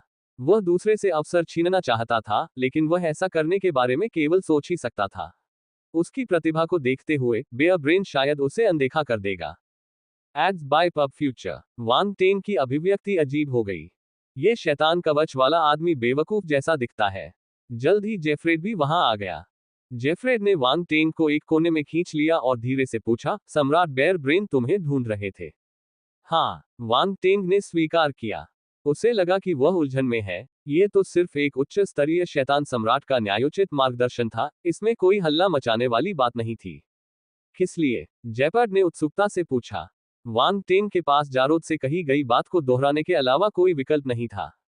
क्या, शिष्य? जेपर्ड हैरान रह गया। कुछ खास नहीं, उन्होंने मुझे बस मेरे क्षेत्र के बारे में कुछ बातें सिखाई, वांग टेंग ने जवाब दिया। कुछ खास नहीं, हाँ हाँ। जेफ्रेड हंसा। वांग टेंग ने उसे चुप करा दिया। फिर उसने पूछा, क्या तुम जानते हो कि उसका शिष्य होने का क्या मतलब है? इसका क्या मतलब है? वांग टेंग ने पूछा। इसका मतलब है कि आपको सम्राट बेयर ब्रेन का संरक्षण और संसाधन प्राप्त होंगे। जुएलुन, जिसने आप पर 2 बार हमला किया था, शायद भविष्य में आप पर फिर कभी हमला करने की हिम्मत नहीं करेगा। इसके और भी लाभ हैं, जब हम डाकलैंड लौटेंगे तो आपको उनका अनुभव मिलेगा, जेफ्रेड ने समझाया। ओह, बहुत आश्चर्यजनक। वांग टेंग दंग रह गया। शिष्य बनना उतना आसान नहीं था जितना उसने सोचा था। तुम क्या सोच रहे थे? तुम्हें नहीं पता कि तुम कितने भाग्यशाली हो। जेपर्ड ने अपना सिर हिलाया। फिर भी, यह एक अच्छी बात है। तुम्हें इस मौके को संभालना होगा और सम्राट बेयर ब्रेन को नाराज नहीं करना होगा। समझ गया। वांग टेंग ने सिर हिलाया। ठीक है, यही बात है। अच्छी तरह से खेती करो, भविष्य में गश्त के बारे में चिंता मत करो, जेफ्रेड ने कहा। वांग टेन के प्रति उनका रवैया पहले से कहीं बेहतर था, मानो वे उसे शैतान कवच जाति का भविष्य मान रहे हो। बेयर ब्रेन के पक्ष में होने का मतलब था कि जस्टिन का भविष्य बिल्कुल असाधारण होगा। धन्यवाद सर, वांग टेन ने कहा। जेफ्रेड ने वांग टेन को गहराई से देखा और बिना कुछ कहे वहां से चला गया। वांग टेन वहीं अवाक खड़ा रहा। उनका दर्जा एक बार फिर ऊंचा हो गया। वह अचानक शिष्य बना लिया गया, और यहां तक कि मध्यम स्तर का शैतान सम्राट जेफ्रेड भी अब उस पर अधिक ध्यान देने लगा। शिष्य बनना उसकी कल्पना से भी अधिक उल्लेखनीय था। हालांकि उसने जेफ्रेड के विचारों पर ध्यान नहीं दिया। वह नकली था, शैतान कवच जाति का कोई व्यक्ति नहीं था। एक बार जब उसका काम पूरा हो जाएगा तो वह भाग जाएगा। इसकी परवाह कौन करेगा? At NovelBin at. Wang Teng ने इस मामले को पीछे छोड़ दिया और अगले दिन घुसपैठ की योजना बनाने के लिए तैयार हो गया। कुछ ही समय बाद एक पिशाच प्रेत उसके पास आया। मैंने सुना है कि आप सम्राट बेयर ब्रेन के शिष्य बन गए हैं। ये सर जुएलुन की ओर से एक उपहार है, ईर्ष्यालु दिखने वाले पिशाच ने वांग टेंग को एक ग्रे बैग देते हुए कहा। उपहार? वांग टेंग थोड़ा हैरान हुआ। जुएलुन से एक उपहार? क्या वह सचमुच इतना दयालु था? वांग टेंग ने बैग खोला और देखा कि अंदर गहरे लाल रंग के क्रिस्टल का ढेर चुपचाप पड़ा हुआ था। वे रक्तदानव क्रिस्टल थे। मात्रा को देखें तो पता चला कि इनकी संख्या कम से कम 50,000 थी, जो कि पहले प्राप्त संख्या से कहीं अधिक थी। जुएलुन को क्या हुआ है? वांग टेंग ने रात में एक बड़े पेड़ पर बैठकर मिले हुए बैग को उछालते हुए खुद से ही पूछा। पिशाच बुजुर्ग ने शैतान सम्राट बेयर ब्रेन के संरक्षण में आने के बाद उसे एक उपहार भेजा था। ध्यान रहे, उनके बीच गंभीर दुश्मनी थी। ये स्पष्ट था कि जुएलुन अपने नए शिष्य की स्थिति के कारण ऐसा कर रहा था। लगता है मेरी शिष्यता मेरी सोच से कहीं ज्यादा महत्वपूर्ण है, वांग टेंग ने आश्चर्य से कहा। पहले तो वह जासूसी मिशन खत्म होने के बाद अपनी जस्टिन पहचान को त्यागने की योजना बना रहा था। अब उसे लगा कि इसे त्यागना बेकार है। ईमानदारी से कहें तो उन्होंने अपने गुप्त वेश को गंभीरता से नहीं लिया था, और फिर भी अचानक ही इसमें सुधार हुआ। पूरी बात अवास्तविक लग रही थी। वह इस बात से अनभिज्ञ था कि बेयर ब्रेन ने उसे क्यों अपने साथ लिया। यूफेलिया का समर्थक उसका पुराना दुश्मन था। वे एक दूसरे से बहुत पहले ही झगड़ने लगे थे, लेकिन दूसरा पक्ष अविश्वसनीय रूप से प्रतिभाशाली था। बेयर ब्रेन कभी भी दूसरे पर बढ़त हासिल नहीं कर सकता था। वह हमेशा से ही हारता आया था। जब वांग टेंग ने यूफेलिया को हराया तो उन्हें आशा की किरण दिखी। यदि वह उस जूनियर को तैयार कर सकता है और उसने यूफेलिया को हरा दिया है जब उसने रक्त सागर क्षेत्र पर पूरी तरह से कब्जा कर लिया था, तो इसका मतलब होगा कि वह दोनों में सबसे शक्तिशाली था। और इस तरह शॉटगन शिष्यत्व अस्तित्व में आया। हमारे हीरो के अच्छे भाग्य को कोई नहीं रोक सका। हम इंतजार करेंगे और देखेंगे। वांग टेंग ने कुछ देर तक सोचा और अपना सिर हिलाया। उसने फैसला करने से पहले देखना चाहा कि चीजें कैसे सामने आती है। लेकिन अगर जुएलुन को लगता था कि रक्तदानव क्रिस्टल का वह बैग उसके 2 हमलों की भरपाई के लिए पर्याप्त था, तो वह बहुत भोला था। वह वांग टेंग आसानी से माफ करने वाला व्यक्ति नहीं था। उसने अपनी छोटी सी नोटबुक में अपनी नाराजगी दर्ज कर ली थी और इसे मिटाना आसान नहीं था। वांग टेंग को अभी तक द्वेष मिटाने की आदत नहीं पड़ी थी। जहां तक रक्तदानव क्रिस्टलों का प्रश्न है, वह उन्हें अपने पास रखेगा। वांग टेंग ही क्रिस्टल ले जा रहा था, इसका जस्टिन से कोई लेना देना नहीं था। ओह ठीक है, ये रक्तदानव क्रिस्टल क्या है?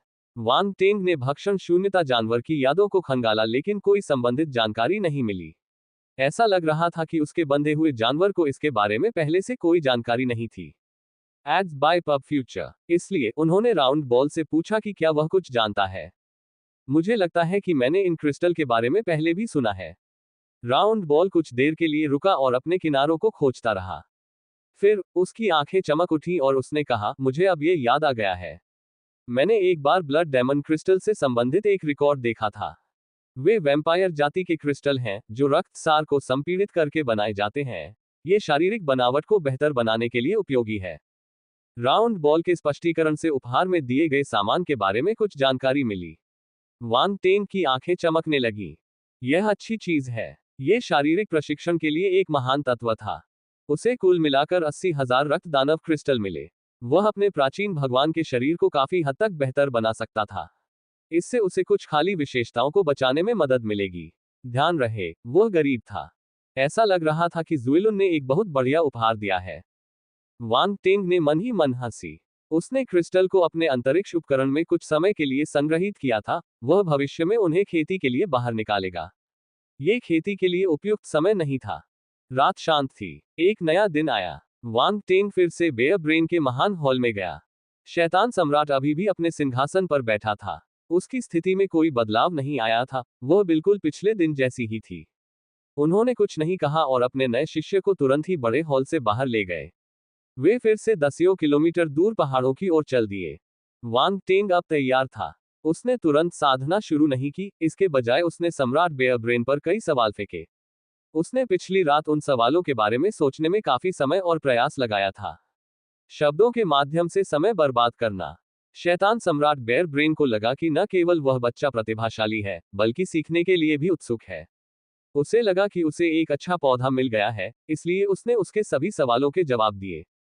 सारी पूछताछ इस बात का सबूत थी कि वांग टेंग को सब कुछ नहीं पता था। अभी भी ऐसी कई चीजें थी जो पावरहाउस उसे सिखा सकता था। बाद वाला बख्तरबंद प्रेत की साधना की गति से भयभीत हो गया था। अब उसे उत्तर देने में कुछ समय बर्बाद करने में खुशी महसूस हुई। दोनों पक्षों ने अपनी अपनी योजनाएं बना रखी थी, जबकि वे गुरु और शिष्य की अच्छी जोड़ी होने का दिखावा कर रहे थे। अल्पविराम। दूसरी ओर वांग टेंग और बेयर ब्रेन के चले जाने के बाद एक काले लंबे गाउन में एक व्यक्ति चुपचाप बड़े हॉल में चला आया। ये डेवोर निहिलिटी बीस्ट का क्लोन था। लंबे बैंगनी काले बालों के साथ वह इस समय वांग टेंग की तरह नहीं दिख रहा था, क्योंकि उसने जानबूझकर अपना रूप बदल लिया था। बंधुआ जानवर के पास भेष बदलने की कोई प्रतिभा नहीं थी, लेकिन उसकी यादें विशाल और असीम थीं।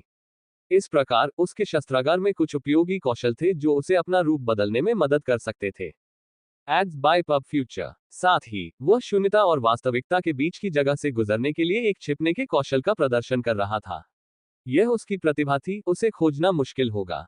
उसने ऐसा ओबेलिस्क स्केल ड्रैगन जानवर की नजर से बचने के लिए किया। तभी उसकी गहरी और महान आंखों में एक तेज चमक चमकी। उसने बड़े हॉल में चारों ओर नजर घुमाई। बड़ा हॉल खाली था। वहां कुछ भी नहीं था। बड़ा शैतानी अंडा तो दूर की बात थी। निहिलिटी ने भौहें सिकोड़ी। ये नाम उसे वांग टेंग ने दिया था और उसने इसे तुरंत स्वीकार कर लिया। वह दीवार के किनारे तक गया और आगे बढ़ने का रास्ता टटोला। वह देखना चाहता था कि कहीं कोई गुप्त प्रवेश द्वार तो नहीं है। यदि ऐसा नहीं था, तो संभवतः शैतानी अंडाणु कहीं और छिपा हुआ था। वह तेजी से आगे बढ़ा, दीवारों को किनारे से छूते हुए। जांच करने के लिए केवल एक जगह बची थी, सिंहासन के पीछे की पत्थर की दीवार। वह जल्द ही पत्थर की दीवार के उस हिस्से तक पहुंच गया और उसे छूने के लिए हाथ बढ़ाया। मिल गया। उसकी आंखों में खुशी की एक झलक दिखाई दी। वह अपने बाएं हाथ से 1 मीटर से भी कम दूरी पर एक गुप्त प्रवेश द्वार को महसूस कर सकता था। वह सीधे उसके पास गया और यह पता लगाया कि दरवाजे पर कोई पहरा नहीं दे रहा है। फिर उसका शरीर पारदर्शी हो गया और वह अंदर चला गया। यह एक विशेष कौशल था जिसका उसने लाभ उठाया क्योंकि वह पहले से ही शून्य और वास्तविकता के बीच आधे रास्ते पर था। वह बिना किसी कठिनाई के और बाधा को नष्ट किए बिना अधिकांश बाधाओं को पार कर सकता था। प्रवेश द्वार से गुजरते हुए उसने आगे एक मध्यम आकार का कमरा देखा। कमरा विशेष था, उसमें तरह तरह के उपकरण थे, वे चमक रहे थे और अलग अलग रंगों की रोशनी दे रहे थे। निहिलिटी इस दृश्य को देखकर आश्चर्यचकित रह गई। मुझे उम्मीद नहीं थी कि एक उच्च स्तरीय शैतान सम्राट के निवास में ऐसी जगह मौजूद होगी, निहिलिटी ने उत्सुकता से बुदबुदाया। डार्क एपेरिशंस तकनीक को समझते थे, लेकिन शायद ही कभी इसका अध्ययन करते थे।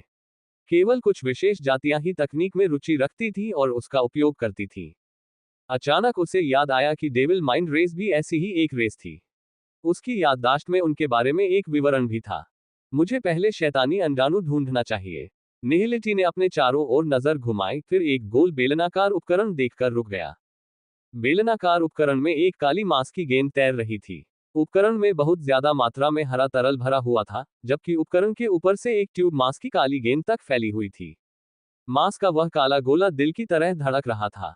शैतानी अंडा। निहिलिटी बहुत खुश थी। आखिरकार उसे वह मिल ही गया था, उसने कभी उम्मीद नहीं की थी कि वह उसे वहां पालेगा। हालांकि वह जल्द ही गंभीर हो गया। वह शैतानी अंडाणु पहले से कहीं ज्यादा बड़ा हो गया था और एक शक्तिशाली शैतानी आभा और जादू छोड़ रहा था। वह परिपक्व हो रहा था। शैतानी अंडाणु ने शून्यता को नोटिस नहीं किया। अगर नहीं किया होता तो वह चिल्लाता। Ads by pub future. ये संभवतः जानवर पर वांग टेन की आभा का पता लगाएगा। निहिलिटी ने शैतानी अंडाणु को हथियाने और चुराने की योजना बनाई, क्योंकि वह उससे अंधकार की उत्पत्ति को चूसना नहीं चाहता था। वांग टेन को ऐसा करने दो। आखिरकार उसने उससे दिव्य प्रतिभा, विश्वभक्षक, छीन ली थी। यदि वांग टेन के पास अंधेरे प्रेत के आधार में रहने के दौरान कुछ भी करने को नहीं होता तो वह जंगल में भाग जाता, वह जंगल का पता लगाता और उसके लिए लाभ विशेषता बुलबुले प्राप्त करने के लिए डेवोर निहिलिटी बीस्ट क्लोन को छोड़ देता। धमाका। उसी समय उसके पीछे वाले कमरे से एक विस्फोट की आवाज सुनाई दी। निहिलिटी ने जो देखा उससे वह चौंक गया। वह गंभीर दिख रहा था। जैसे ही चीजें हाथ से निकल गईं, वह शैतानी अंडाणु लेकर भागने के लिए तैयार था। हालांकि लंबे समय तक इंतजार करने के बाद उसने केवल एक जली हुई आकृति को पीछे के दरवाजे से बाहर निकलते देखा। वह एक छोटा और नुकीला भूत था जिसके बाल नुकीले थे। वह थोड़ा सा डरपोक दिखता था और उसके चेहरे पर झुर्रियां थीं। उसकी त्वचा का रंग हरा था और सच कहूं तो वह काफी बदसूरत था। एक भूत प्रेत। निहिलिटी ने पलक झपकाए। उसने तुरंत दूसरे पक्ष की जाति को पहचान लिया। आखिरकार उस जाति की विशेषताएं बहुत स्पष्ट थीं। खांसी। भूतनी दयनीय हालत में दरवाजे से बाहर निकली। वह लगातार खांस रही थी, उसके मुंह से काला धुआं निकल रहा था। क्या इस भूत ने खुद पर बम गिराया? निहिलिटी ने अजीब भाव से सोचा। अरे, मैं फिर असफल हो गया। शैतानी बम बनाना बहुत कठिन है। सौभाग्य से मैंने खुराक कम कर दी, अन्यथा मैं फट जाता, भूत ने खुद से कहा, जबकि वह थोड़ा भाग्यशाली महसूस कर रहा था। शैतानी बम। निहिलिटी दंग रह गई। यह क्या है? भूत ने कमरे में फिर से प्रवेश करने से पहले शांत होने के लिए कुछ समय लिया। ऐसा लग रहा था कि वह अपनी खोजबीन जारी रखने की योजना बना रहा था। निहिलिटी चुपचाप उसके पीछे चली गई, फिर उसे एक अस्त व्यस्त कमरा दिखाई दिया जो प्रयोगशाला जैसा लग रहा था। ये वेबलेन की प्रयोगशाला जैसा ही था और भूत एक काम की मेज के सामने खड़ा था, औजारों और सामग्रियों के ढेर से खेल रहा था। क्या वह आदमी उस तरह का शैतानी बम बना रहा है? निहिलिटी उत्सुकता से आगे बढ़कर दूसरे पक्ष को काम करते हुए देखने लगी। भूत ने अपने पीछे शैतान की मौजूदगी पर ध्यान नहीं दिया। वह अपने औजारों और सामग्रियों पर ध्यान केंद्रित कर रहा था, क्योंकि वह एक और शैतान बम बनाने में लगा हुआ था। एट नोबल बन एट। कुछ देर बाद बबल गम जैसी कोई चीज दिखाई दी। ये नर्म थी और किसी जीवित प्राणी की तरह छटपटा रही थी। यह अपना आकार भी बदल सकती थी। क्या ये शैतानी बम है? निहिलिटी हैरान था। उसे अपनी याददाश्त में उस अजीब चीज के बारे में कोई जानकारी नहीं मिल पा रही थी। लेकिन भूत ने अभी भी काम पूरा नहीं किया था। उसने अंदर और अधिक परिष्कृत सामग्री डालना जारी रखा। बबलगम ने अपना मुंह खोला और सारी सामग्री निगल ली। अचानक एक क्षण के लिए इसकी गति रुक गई और यह फैलने लगा। अरे नहीं! भूत ने जल्दी से अपने शरीर के एक हिस्से पर थपथपाया। धमाका, एक विस्फोट हुआ और आधा अधूरा बम फट गया। प्रयोगकर्ता के पैर पहले उछले, फिर वह जोर से दीवार से जा टकराया। हालांकि उसके चारों ओर एक काली सुरक्षा कवच परत उभरी और उसने प्रभाव को रोक दिया। इससे उसे कोई चोट नहीं लगी। कार्य टेबल के चारों ओर एक सुरक्षा कवच खड़ा हो गया, जिससे विस्फोट एक छोटे दायरे में छिप गया। इससे बाहर चल रही चीजों पर कोई असर नहीं पड़ा। निहिलिटी ने अजीब निगाह से उसकी ठोड़ी को छुआ। यह शैतानी बम सचमुच दिलचस्प है। धीरे भूत दीवार से नीचे खिसक गया। कुछ देर बाद उसने अपना सिर हिलाया और अपनी आंखें खोली। ऐसा लग रहा था कि वह उसी समय झटके से बेहोश हो गया था। हालांकि वह उठने पर आमादा था, लेकिन अचानक उसने देखा कि एक आकृति उसके सामने खड़ी है। उसने सहज ही अपना सिर उठाया और एक जोड़ी आंखें देखी जिनमें एक अजीब और बुरी चमक थी। वे किस प्रकार की आंखें थीं? गहरे काले, बैंगनी रंग के साथ। वे एक महान नजर देते थे, जैसे कि मालिक सभी जीवित प्राणियों से ऊपर था। भूत ने तुरंत महसूस किया कि उसकी चेतना उन दो आंखों में समा गई है। सचमुच, वह बेहोश हो गया। कुछ समय बीत गया, हालांकि कोई नहीं जानता कि कब भूत जाग गया। उसने बैंगनी काले धुंध में लिपटी आकृति को देखा और उसका चेहरा बदल गया। वह परेशान महसूस कर रहा था। उसे लग रहा था कि उसे नियंत्रित किया जा रहा है। वह कोई प्रतिरोध नहीं कर सकता था और केवल अनुपालन कर सकता था। वेंडेल पर जादू का इस्तेमाल करते समय वांग टेंग ने जिस तरह से नरमी से काम लिया, उसकी तुलना में हाल ही में 2 बार काफी कठोर व्यवहार किया गया। वेंडेल पहले बार था और गड़बड़ होने का डर था। यही कारण है कि पहली बार जादू का इस्तेमाल करते समय वह नरमी से काम ले रहा था। जहां तक पिछले 2 प्रयोगों की बात है, तो उनका इस्तेमाल अंधेरे प्रेतों पर किया गया था, इसलिए उसने इसे कम सावधानी से किया। उसने जादू का बीज बलपूर्वक बोया, इस तरह से कि दूसरे पक्ष को विरोध करने का कोई मौका ही न मिले। भूत एक निम्न स्तरीय शैतान सम्राट था और उसकी आध्यात्मिक शक्ति नियंत्रणीय सीमा से आगे नहीं बढ़ पाई। यही कारण था कि जादू सफल रहा।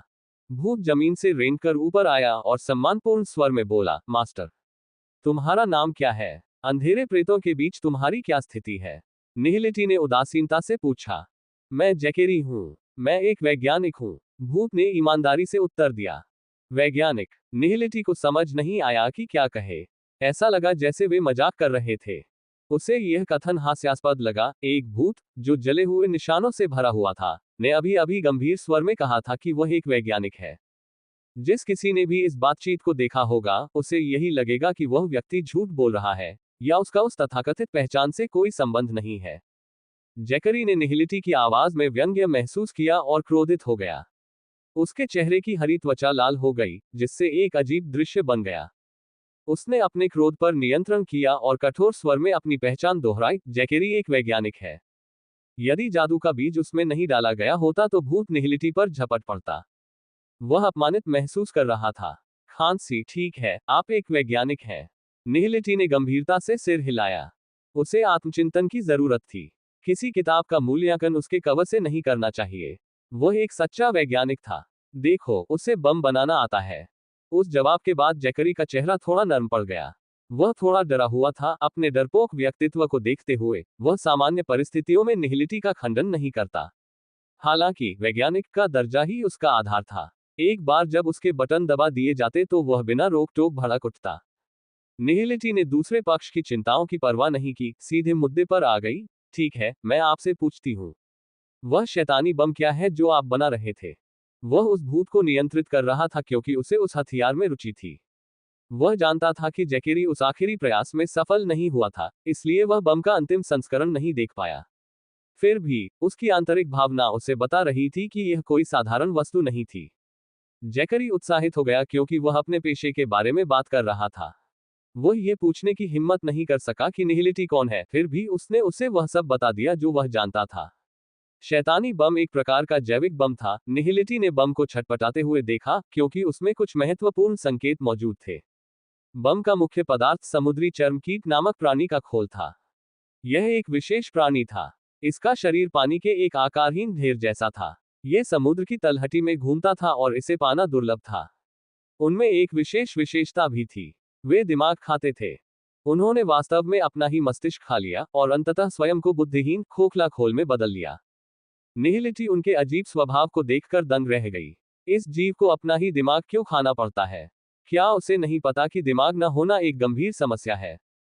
क्या ये बहुत भूखा है कि इसकी परवाह नहीं की जा सकती? लेकिन अगर आप भूखे भी हैं तो भी अपना दिमाग खाने का कोई कारण नहीं है। यह क्या बकवास है? शून्यता को समझ में नहीं आया।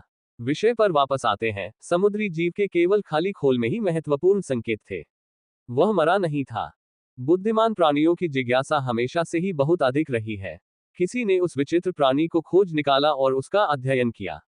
अंत में एक शोधकर्ता को एक अजीबोगरीब विचार सूझा और उसने उस खोल का उपयोग जैविक बम बनाने में किया। शैतानी बम की उत्पत्ति यहीं से हुई। जैकरी ने बम बनाने की विधि सीखी। विज्ञान में खुद को प्रतिभाशाली बताने वाले जैकरी को स्वाभाविक रूप से ऐसी रोचक चीज का अध्ययन करना था। उसका उद्देश्य भी बम बनाना था। अफसोस, चाहे वह कितनी भी कोशिश कर ले, उसे सफलता नहीं मिलती थी। वह हमेशा आधे रास्ते में ही असफल हो जाता था और आगे नहीं बढ़ पाता था। दिलचस्प। निहिलिटी ने अपनी ठोड़ी को छुआ और बुदबुदाया, वांग टेंग को ये पसंद आएगा। क्लोन होने के कारण वह विशेषता बुलबुले एकत्र नहीं कर सकता था। भूत शैतान बम बनाने में सफल नहीं हुआ, लेकिन उसने कुछ समय तक इसका अध्ययन किया था, इसलिए इसका अनुभव एक शॉर्टकट के रूप में काम कर सकता था। वांग टेंग कम गलतियां करेगा। यह विचार मन में रखते हुए निहिलिटी ने कहा, मुझे शैतान बम बनाने का तरीका दिखाओ। जैकेरी ने तुरंत अपने स्थानिक उपकरण से चमड़े का एक प्राचीन टुकड़ा निकाला और उसे निहिलिटी को दे दिया। बाद वाले ने उस पर सरसरी निगाह डाली और पुष्टि की कि कोई समस्या नहीं है। उसने सिर हिलाया और उसे रख लिया। फिर उसने पूछा, क्या तुम ही शैतान के अंडे को पाल रहे हो? जैकरी का दिल धड़क उठा। उसे पता था कि उस अधिकारी के वहां आने का कोई कारण था। पहले तो उसे कुछ समझ नहीं आया, लेकिन डिम के जिक्र से स्थिति स्पष्ट हो गई। मुझे जवाब दो, निहिलिटी ने ठंडे स्वर में कहा जब उसने देखा कि भूत कितना हिचकिचा रहा था। हाँ, जैकरी ने कहा। जवाब देते समय उसका दिल जोर से धड़क रहा था। इस समय ये कौन सी अवस्था में है? निहिलिटी ने पूछताछ जारी रखी। जैकरी ने जवाब देने से पहले झिझकते हुए कहा, मैंने सर डेविल एम्परर द्वारा दिए गए डार्क ओरिजिन क्रिस्टल का आधा हिस्सा पहले ही इस्तेमाल कर लिया है। वे 8 दिन में खत्म हो जाएंगे। तब तक अंडा पूरी तरह से परिपक्व हो जाएगा और यह इस ग्रह को प्रभावित करने के लिए पर्याप्त शक्तिशाली होगा। ये बात उपपुर ने जो कहा उससे मेल खाती है। निहिलिटी गहरी सोच में पड़ गया। उसे लगा कि क्या उसे तुरंत कार्रवाई करनी चाहिए, इसलिए उसने वांग टेंग से संपर्क किया और उसे स्थिति के बारे में बताया। कुछ समय बाद उसने पलक झपकाए और फिर अंडाणु छीनने की योजना को स्थगित करने का निर्णय लिया।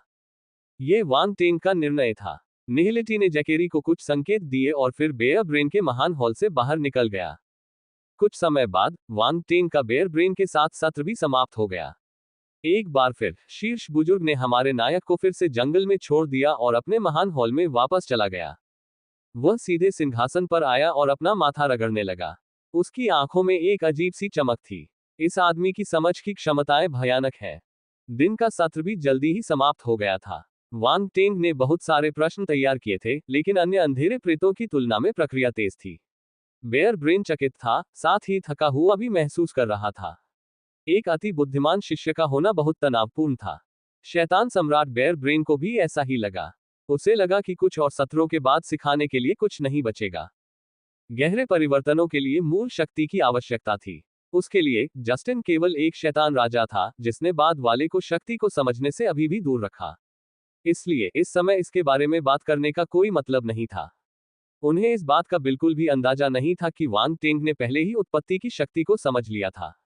यह अच्छी बात है। उसकी प्रतिभा को देखते हुए वह रक्त सागर डोमेन को हराने में सक्षम होगा। डोमेन चाहे कितना भी मजबूत क्यों ना हो, इसे क्रियान्वित करने वाला व्यक्ति ही मामले का सार है। एक प्रतिभाशाली व्यक्ति के हाथों में एक कमजोर डोमेन शक्तिशाली प्रभाव लाएगा, बेयर ब्रेन ने कहा, भविष्य में उसे देखने का मौका मिलने वाले दिलचस्प दृश्य की आशा करते हुए। अल्पविराम। वांग टेंग शैतान कवच जाति के आधार पर लौट आया। दिन की फसल भरपूर थी, उसके डार्क डोमेन की शक्ति फिर से बढ़ गई। पिछले दिन की तुलना में प्रगति कम थी, लेकिन यह तुलनीय नहीं थी। यह पिछले दिन की वृद्धि के अलावा एक और वृद्धि थी। वास्तव में वांग टेंग को यह महसूस हो रहा था कि बेयर ब्रेन जानबूझकर उसे दबा रहा था, और जाहिर तौर पर वह उसे बहुत तेजी से विकसित नहीं होने देना चाहता था। यह उसके लिए जिद्दी होने का आखिरी मौका था। एट नोबल बन एट। वांग टेंग ने उस आदमी को समझा। आप दूसरों पर दबाव नहीं डाल सकते। डार्क डोमेन 2100/3000 तीसरा स्तर। वांग टेंग ने अपने गुण बोर्ड को देखा। उसका डार्क डोमेन कुछ ही दिनों में चौथे स्तर पर पहुंच जाएगा। यह अच्छी खबर थी। एक बार शैतान कवच बेस में वापस आकर वह पूरे समूह के सामने प्रकट हुआ, फिर खेती का बहाना बनाकर बेस से बाहर निकल गया। किसी भी प्रेत को उस पर शक नहीं हुआ। रात में जंगल में वांग तेंग एक विशाल वृक्ष की शाखा पर पैर मोड़कर बैठा था और उत्सुकता से उस चमड़े के स्क्रॉल को देख रहा था जो उसे दिया गया था। शैतानी बम बनाने की विधि इस पुस्तक में दर्ज थी। निहिलिटी उसके ठीक बगल में खड़ा था। उसने वांग तेंग के उत्सुक भाव को देखा और कहा, मुझे पता था कि तुम्हें ये पसंद आएगा। जैसा कि मेरे क्लोन से उम्मीद थी, तुम मुझे इतनी अच्छी तरह समझते हो। वांग तेंग ने बिना ऊपर देखे हंसते हुए कहा। ये कौन बात है? निहिलिटी ने अपना सिर हिलाया और पूछा, मुझे शैतान का अंडा मिल गया है। तुम क्या करने की योजना बना रहे हो? क्या हमें डिम के अंदर कुछ शैतानी बम भर देने चाहिए? जब प्रेत डिम का उपयोग करने की कोशिश करेंगे तो हम शैतानी बम जला देंगे और धमाका हो जाएगा। दुनिया फिर से शांतिपूर्ण हो जाएगी, वांग टेंग ने चमकती आंखों से उत्साह दिखाते हुए बताया। निहिलिटी वांग टेंग के विचार से स्तब्ध और हैरान रह गई। यह एक बुरा व्यक्ति है। उन्होंने सबसे पहले शैतानी बम की खोज की थी, लेकिन यह विचार उनके दिमाग में कभी नहीं आया। सचमुच, वो बहुत भोला था। लेकिन इनमें से कोई भी बम आज तक किसी ने नहीं बनाया है। इसके अलावा, आप कैसे सुनिश्चित कर सकते हैं कि अंडे में भरने के बाद शैतानी बम की खोज नहीं की जाएगी? निहिलिटी ने जल्दी से पूछा, एक बार जब उसके दिमाग में सवाल उठे। बाद में कुछ शोध करूंगा और देखूंगा कि क्या मैं इसे बना सकता हूं, वांग टेंग ने आगे कहा। इसके अलावा इसका पता न चलना इतना भी मुश्किल नहीं है। ओह! निहिलिटी ने आश्चर्य से वांग टेंग की ओर देखा। क्या वह वास्तव में शैतान के अंडे से इसे छिपा सकता है? अपनी पूरी याददाश्त खंगालने के बाद भी उसे कोई विचार नहीं सूझा। यह अविश्वसनीय था। समय आने पर तुम्हें पता चल जाएगा। वांग टेंग रहस्यमय ढंग से मुस्कुराया। निहिलिटी ने हंसी और आंसू के बीच अपना सिर हिलाया। उसे धीरे धीरे उसके चरित्र का पता चल गया था, और वह पहले से ही उसकी हरकतों से परिचित था। उसने आगे कुछ नहीं पूछा। उसने बस इतना कहा, पहले मैं विदा लूंगा। अगर तुम्हें कुछ चाहिए हो तो मुझे फोन करना। ठीक है, कड़ी मेहनत के लिए धन्यवाद।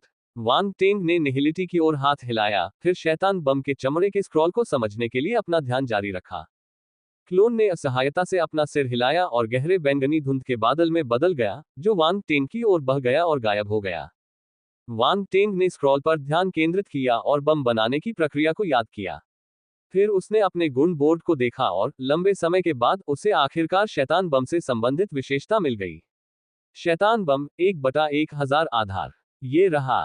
वांग टेंग मुस्कुराया, हालांकि तुरंत बाद भौहें सिकोड़ ली। बुनियादी स्तर के लिए 1000 विशेषताओं की जरूरत होती है। शैतानी बम बनाना कितना चुनौतीपूर्ण है। कोई आश्चर्य नहीं कि भूत को इसे बनाने में काफी मुश्किलों का सामना करना पड़ा, चाहे उसने कितनी भी कोशिश की हो। चलो कुछ रिक्त विशेषताओं का उपयोग करें। फिर उसने रिक्त विशेषता कॉलम को देखा। अंधेरे प्रेत के अड्डे में अपने प्रवास के अंतिम दिनों में जब वह ऊब गया तो वह जंगल में चला गया और अपने पास मौजूद खाली विशेषताओं की संख्या बढ़ाने के लिए तारा जानवरों का शिकार किया। सभी भूत रात के समय शिकार करने निकल जाते थे। वह जो करता था वह उनके कामों से मेल खाता था, इसलिए किसी को शक नहीं होता था। कुछ ही दिनों में उन्होंने 54,300 रिक्त विशेषताएं एकत्रित कर ली, जो काफी बड़ी राशि थी। उसने शुरू में अपनी आध्यात्मिक दृष्टि और सार की आंखों को बेहतर बनाने के लिए इनका इस्तेमाल करने की योजना बनाई थी। हालांकि उसे शैतानी बम को बेहतर बनाना था। सिस्टम अंक जोड़ें। रिक्त विशेषताएं लगातार कम होती गईं, इसके विपरीत शैतान बम की विशेषताएं तुरंत बढ़ गईं। कुछ समय बाद शैतान बम निपुण अवस्था में पहुंच गया, लेकिन उसने पहले ही 10,000 रिक्त विशेषताओं का उपयोग कर लिया था। शैतान बम विशेषता और रिक्त विशेषताओं के बीच विनिमय अनुपात 1:10 था। सुविज्ञ चरण के लिए 3000 विशेषता बिंदुओं की आवश्यकता होती है, जिसके लिए 30,000 रिक्त विशेषताओं की आवश्यकता होगी। वांग टेंग ने अपने दांत पीस लिए और अपने सहेजे गए रिक्त विशेषताओं के माध्यम से इसे विशेष चरण तक बढ़ाने के लिए जलाना जारी रखा। शैतान बम 1/5000 विशेष 40,000 खाली विशेषताएं गायब हो गईं और वांग टेंग को परेशानी महसूस हुई। उसने उनका इस्तेमाल करना बंद कर दिया, उसे लगा कि वह लगभग वहां पहुंच गया है। उसे पहले से ही बम की अच्छी समझ हो गई थी और वह इसे बनाना शुरू कर सकता था।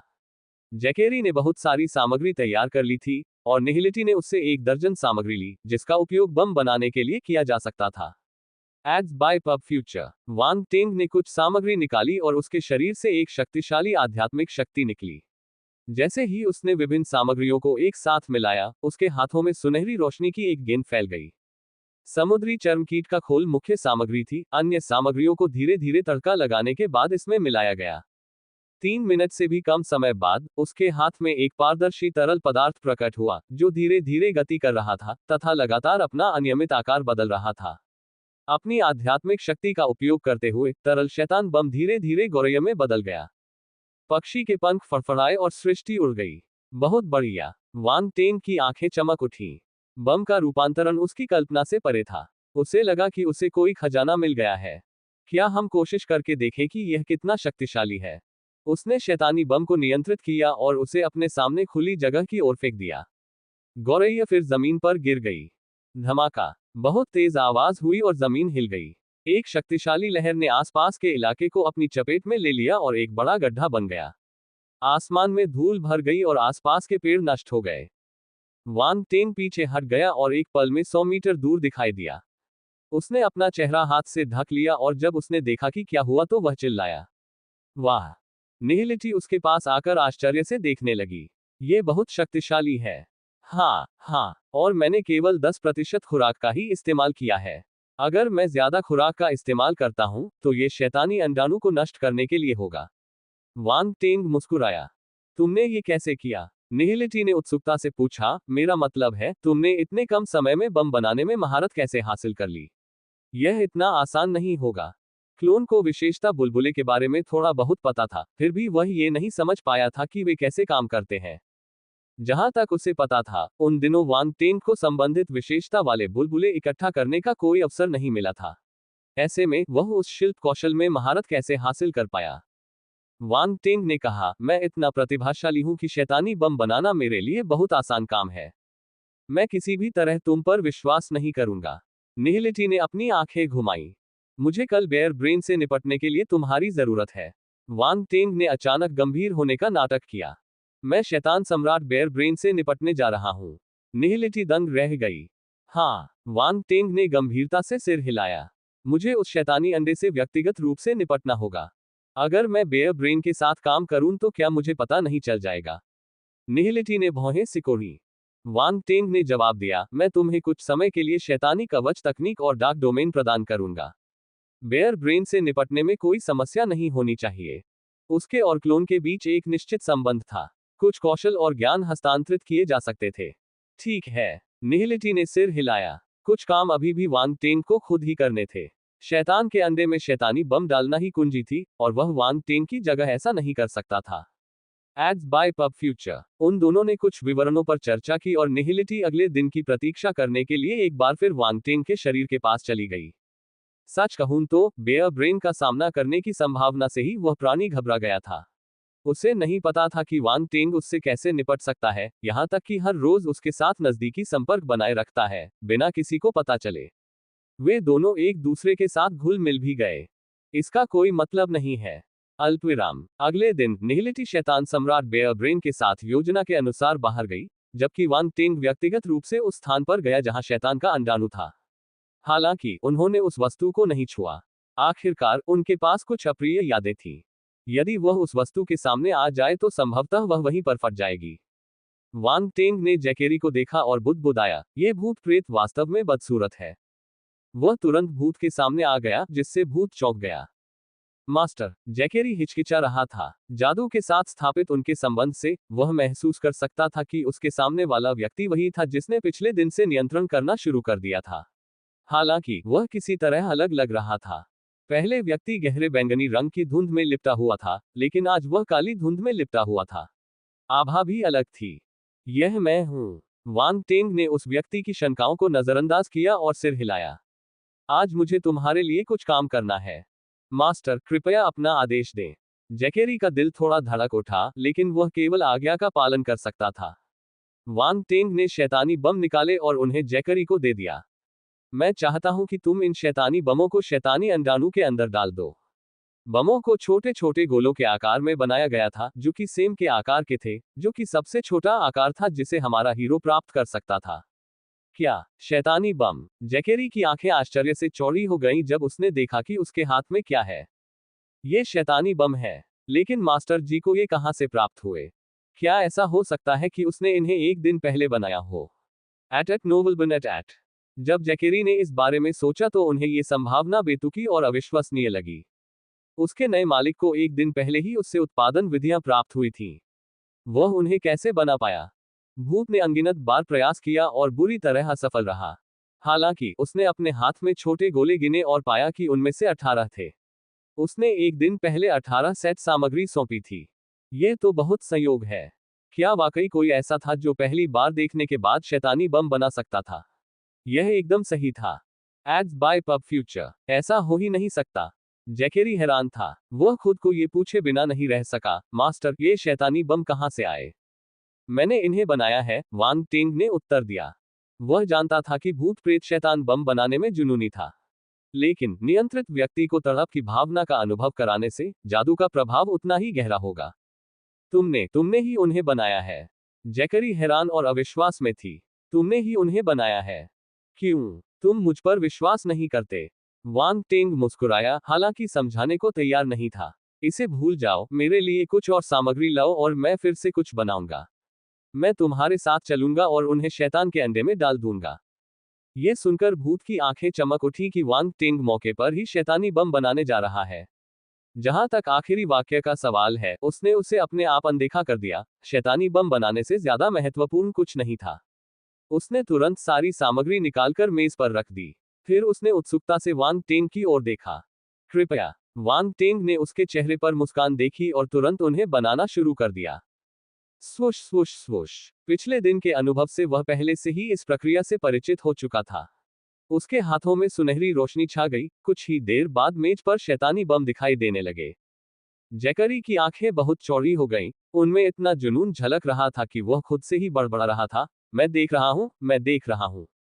नहीं, ये बहुत तेज है, बहुत तेज। मैं इसे स्पष्ट रूप से नहीं देख सकता। काश, उसे वांग टेंग को परेशान करने का डर था और वह केवल बमों को एक एक करके बनते हुए देख सकता था। हालांकि उसने प्रक्रिया का एक हिस्सा देखा था, लेकिन वह अंतिम भाग को स्पष्ट रूप से नहीं देख पाया। वह अपने कानों और गालों को बेतहाशा खुजला रहा था, मानो उसके चेहरे पर चींटियां रेंग रही हो।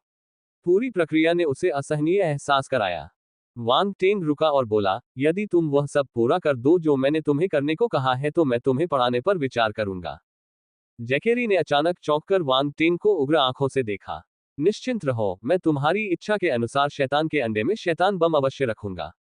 इस बार उस व्यक्ति ने कोई हिचकिचाहट नहीं दिखाए और तेजी से उत्तर दिया। अंडस्को। वांग टेंग अवाक रह गया। उस भूत प्रेत ने सारी गरिमा को जमीन पर फेंक दिया था। इसके बाद वांग टेंग ने अंधेरे की उत्पत्ति का उपयोग किया और शैतान बम को घेर लिया। बाद में वह पूरी तरह से काला हो गया। उसने बमों के अंदर आध्यात्मिक शक्ति का एक टुकड़ा भी छिपा दिया था ताकि वह उनकी स्थिति को भांप सके और किसी भी समय उन्हें नियंत्रित कर सके। इस तरह अंडाणु को उन्हें खोजने का कोई मौका नहीं मिलेगा। ये वांग टेंग का मूल विचार था, अंधेरे की उत्पत्ति का उपयोग करके शैतान के डिम्ब को उनका पता लगाने से रोकना। जैकेरी ने यह देखा और फिर से चौंक गया। वह वांग टेंग की पहचान का अनुमान लगाने की कोशिश कर रहा था। यह व्यक्ति कौन है जो अंधकार की उत्पत्ति का उपयोग करने में सक्षम है? यदि वह एक भूत है तो ऐसा कुछ क्यों किया गया? हालांकि वह समझदार था और इस बारे में बात नहीं की।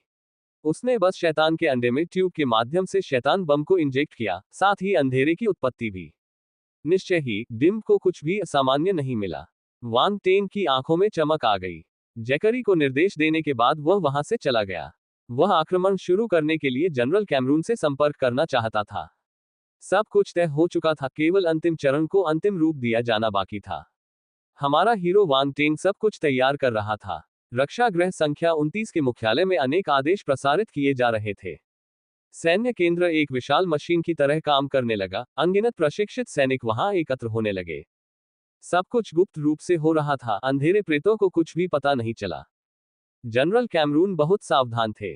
जब वे सैनिकों को इकट्ठा करने के आदेश भेज रहे थे, तब भी संदेश यही था कि यह सिर्फ एक अभ्यास था। असली योजना के बारे में केवल सर्वोच्च अधिकारी यानी जनरल ही जानते थे। निश्चित रूप से उनके साथ कोई समस्या नहीं थी। शैतानी दिमाग वाले अंधेरे प्रेतों के आक्रमण ने जनरल कैमरून को क्रोधित कर दिया, जिससे वह और अधिक सतर्क हो गया। इस बार योजना में भाग लेने वाले प्रत्येक जनरल का परीक्षण किया गया तथा किसी भी घुसपैठ को रोकने के लिए सावधानीपूर्वक जांच की गई। जनरल कैमरून उस समय कमांड बिल्डिंग में फर्श से छत तक फैली एक बड़ी खिड़की के सामने खड़े थे। उन्होंने दूर तक गंभीरता से देखा, उनकी आंखों में चिंता साफ झलक रही थी। जनरल क्यू युवानजू और अन्य लोग भी वहां मौजूद थे, वे युद्ध की रणनीतियों पर चर्चा कर रहे थे। जनरल कैमरून की चिंता भरी निगाहों को दूसरे जनरलों ने देखा। जनरल क्यू युवानजू ने दूसरे जनरलों से नजरें मिलाई और पूछा, जनरल कैमरून, कर्नल वांग टिंग ठीक है? सबकी निगाहें झपक गईं। यही उनकी मुख्य चिंता थी। क्या सचमुच सब कुछ ठीक है? उन्होंने वांग टिंग पर विश्वास तो किया, लेकिन मामला थोड़ा अवास्तविक लग रहा था। क्या वह सचमुच प्रेतों की मांद में घुसकर शैतानी अंडाणु छीनने में सफल हो पाया था? यह ऐसा काम नहीं था जो कोई साधारण व्यक्ति कर सकता था। हालांकि प्रमुख जनरल ने वांग टिंग पर विश्वास करना और उस पर दांव लगाना चुना। उन्होंने युवा नायक के साथ सहयोग करने के लिए सभी सैनिकों को जुटाया ताकि अंधेरे प्रेत पर पूरी ताकत से हमला किया जा सके। निश्चित रूप से एक पागलपन भरा निर्णय। सभी को लगा कि जनरल द्वारा ऐसा निर्णय लेना संभव नहीं है। यदि उन्होंने योजना की कई बार समीक्षा नहीं की होती, तो वे सोचते कि उन्हें प्रतिस्थापित कर दिया गया है। जनरल कैमरून ने धीरे से मुड़कर भीड़ को देखा। फिर उन्होंने मुस्कुराते हुए जवाब दिया, मैं इस फैसले पर अडिग हूं। मुझे कर्नल वांग टिंग पर पूरा भरोसा है। उसने मुझे कभी निराश नहीं किया। मौन, कोई भी कुछ नहीं बोला। वे स्तब्ध थे। पब फ्यूचर द्वारा विज्ञापन, ये वह उत्तर नहीं था जिसकी उन्हें उससे उम्मीद थी। ये बहुत व्यक्तिपरक है। यह ऐसी बात नहीं थी जो किसी निर्णयकर्ता को कहनी चाहिए। हालांकि ध्यान से सोचने पर उन्हें एहसास हुआ कि वह सही था। वांग टिंग ने हर मिशन को पूर्णता के साथ पूरा किया था, और वे उसमें कोई गलती नहीं ढूंढ पाए। शैतानी मानसिकता वाली जाति का उनके मुख्यालय पर आक्रमण एक बहुत बड़ी बात थी। अब वे जानते थे कि वांग टिंग ने पहले भी शैतान के अंडे छीन लिए थे, और यहां तक कि एक शैतान दिमाग वाले प्राणी को भी पकड़ लिया था। हर कोई अचंभित था। अंडाणु और शैतानी दिमाग दोनों ही परेशान करने वाली मौजूदगी थी। मानव जाति के लिए उनसे निपटना मुश्किल था। अंत में वांग टिंग ने दोनों का ध्यान रखा। उन्होंने बहुत से काम चुपचाप किए थे, जिससे ये समझ में आता है कि जनरल कैमरून को उनसे इतनी उम्मीदें क्यों थीं। उनके नेता ने आगे कहा, दबाव महसूस मत करो। मैं अपने फैसले की पूरी जिम्मेदारी लूंगा। अगर कुछ भी हुआ तो मैं अपना इस्तीफा सौंप दूंगा और दोष अपने ऊपर ले लूंगा। सबके चेहरे के भाव बदल गए। नहीं, जनरल क्यू युवानजू ने तुरंत चिल्लाकर कहा, हमने ये निर्णय मिलकर लिया है। आप सारी जिम्मेदारी कैसे ले सकते हैं? जनरल उकेरी ने अपना सिर हिलाया। ये सही है। हम परिणाम भुगतने के लिए तैयार हैं क्योंकि हम सभी सहमत हैं। हम सभी अनगिनत युद्धों से गुजर चुके हैं, हम एक विफलता से डरते नहीं हैं, जनरल किम्बली ने धीमी आवाज में कहा। अन्य सेनापतियों ने भी इस बात पर सहमति जताई। उनके शब्द दृढ़ संकल्प और निडरता से भरे थे। जनरल कैमरून ने अपने होंठ हिलाए, लेकिन अपने शब्दों को निगलना पसंद किया। अंत में उन्होंने बस इतना कहा, ठीक है, चलो इसे अपना अंतिम प्रयास बनाते हैं और अपने जीवन के लिए लड़ते हैं। आइए हम अपने जीवन के लिए लड़ें। वे धीमी आवाज में चिल्लाते हुए अपनी निगाहें स्थिर कर रहे थे। अल्पविराम। रक्षा गृह संख्या 29 में सभी सैन्य शक्ति को चुपचाप आगे बढ़ने में केवल 3 दिन लगे। अपने बेस की रक्षा करने के लिए रुके एक कंकाल दल के अलावा अन्य मार्शल योद्धा युद्ध के जहाजों पर सवार हो गए और भूतों के बेस के बाहरी इलाके में पहाड़ों पर चले गए। फिर वे छोटी टीमों में विभाजित हो गए और पहाड़ों में घुस गए। हालांकि केवल कुछ ही सैन्य टुकड़ियां पहाड़ों में घुस पाईं। अन्य टीमें प्राणी के संदेह को जगाने से बचने के लिए सैन्य अभ्यास का बहाना बनाकर कहीं और छिपती रहीं। पूरे ग्रह पर अंधेरे भूत प्रेत फैले हुए थे। अगर वे बहुत खुलेआम घूमते, तो भूत प्रेत निश्चित रूप से अपने असली मकसद का पता लगा लेते। पहाड़ों के बाहरी इलाके में वापस आकर जनरल कैमरून ने मार्शल योद्धाओं के एक अन्य समूह को क्षेत्र को सील करने तथा किसी भी संदिग्ध प्राणी को मार डालने का आदेश दिया, ताकि वे अपने बेस तक समाचार भेजने से रोक सकें। दूसरी ओर शैतान कवच जाति के क्षेत्र के अंदर वांग टिंग एक पेड़ के नीचे बैठा था और तीखी निगाह से खुद से बुदबुदा रहा था, क्या हम शुरू कर रहे हैं? जेरोड पास ही खड़ा था। दूसरे ने जो कहा उससे वह उत्सुक हो गया और उसने पूछा, क्या शुरू हो रहा है? पब फ्यूचर द्वारा विज्ञापन, आसमान की ओर देखो, जल्द ही बारिश होने वाली है, वांग टिंग ने उदासीनता से कहा। जेरोड ने ऊपर देखा। सचमुच आसमान काला हो रहा था। बारिश होने वाली थी। तुम सही हो। वांग टिंग ने हाथ हिलाया और जंगल में चला गया। अब घर जाने और कपड़ों को बारिश से बचाने का समय आ गया है। उद्धरण चिन्ह प्रश्नवाचक चिन्ह प्रश्नवाचक चिन्ह प्रश्नवाचक चिन्ह उद्धरण चिन्ह। जेरोड हैरान था। वह दूसरे की बात का मतलब नहीं समझ पाया। क्या हमें कपड़ों की भी जरूरत है? वे पिशाचों या वेयवुल्फों की तरह नहीं थे जिन्हें अपने संवेदनशील अंगों को ढकने के लिए किसी कपड़े की जरूरत होती थी। वांग टेंग हमेशा की तरह शैतान सम्राट बेयर ब्रेन के साथ अपने दैनिक प्रशिक्षण के लिए गया था। उन कुछ दिनों के प्रशिक्षण के बाद उसका डोमेन पहले ही चौथे स्तर पर पहुंच चुका था और उसकी शक्ति भी काफी बढ़ गई थी। डार्क डोमेन 300/4000 चौथा स्तर। उनके सभी डोमेन में से यह चौथे स्तर तक पहुंचने वाला पहला डोमेन था। यह कोई आसान सफर नहीं था। यह उनका सबसे मजबूत डोमेन था। उनके मेटल, ब्लैक मेटल और उनके उल्कापिंड वर्षा डोमेन भी चौथे स्तर पर पहुंच गए थे।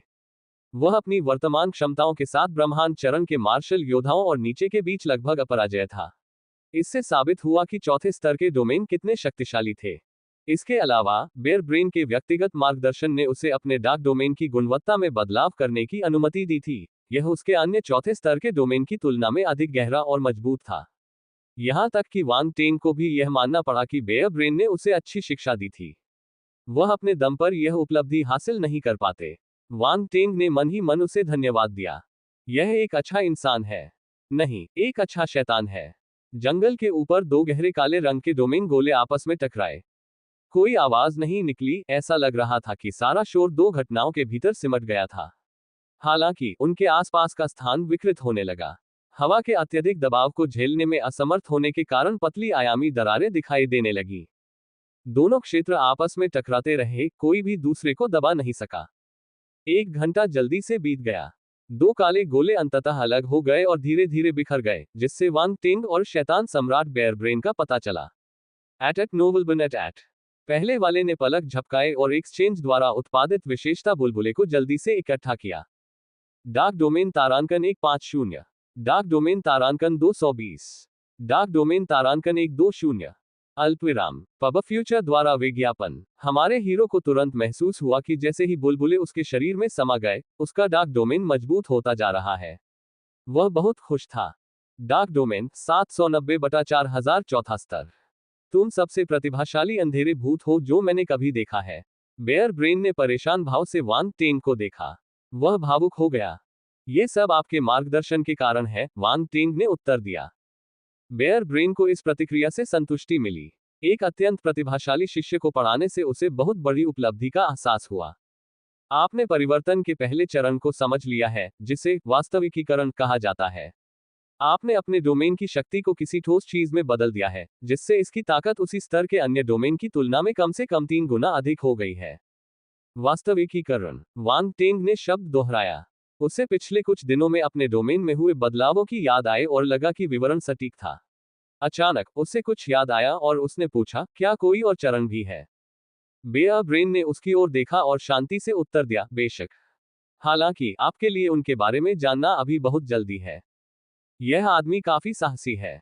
उन्होंने अभी केवल कार्यान्वयन चरण को ही समझा है, तथापि उनकी नजर अन्य चरणों पर है। वांग टेंग को लगा कि वह हैरान है।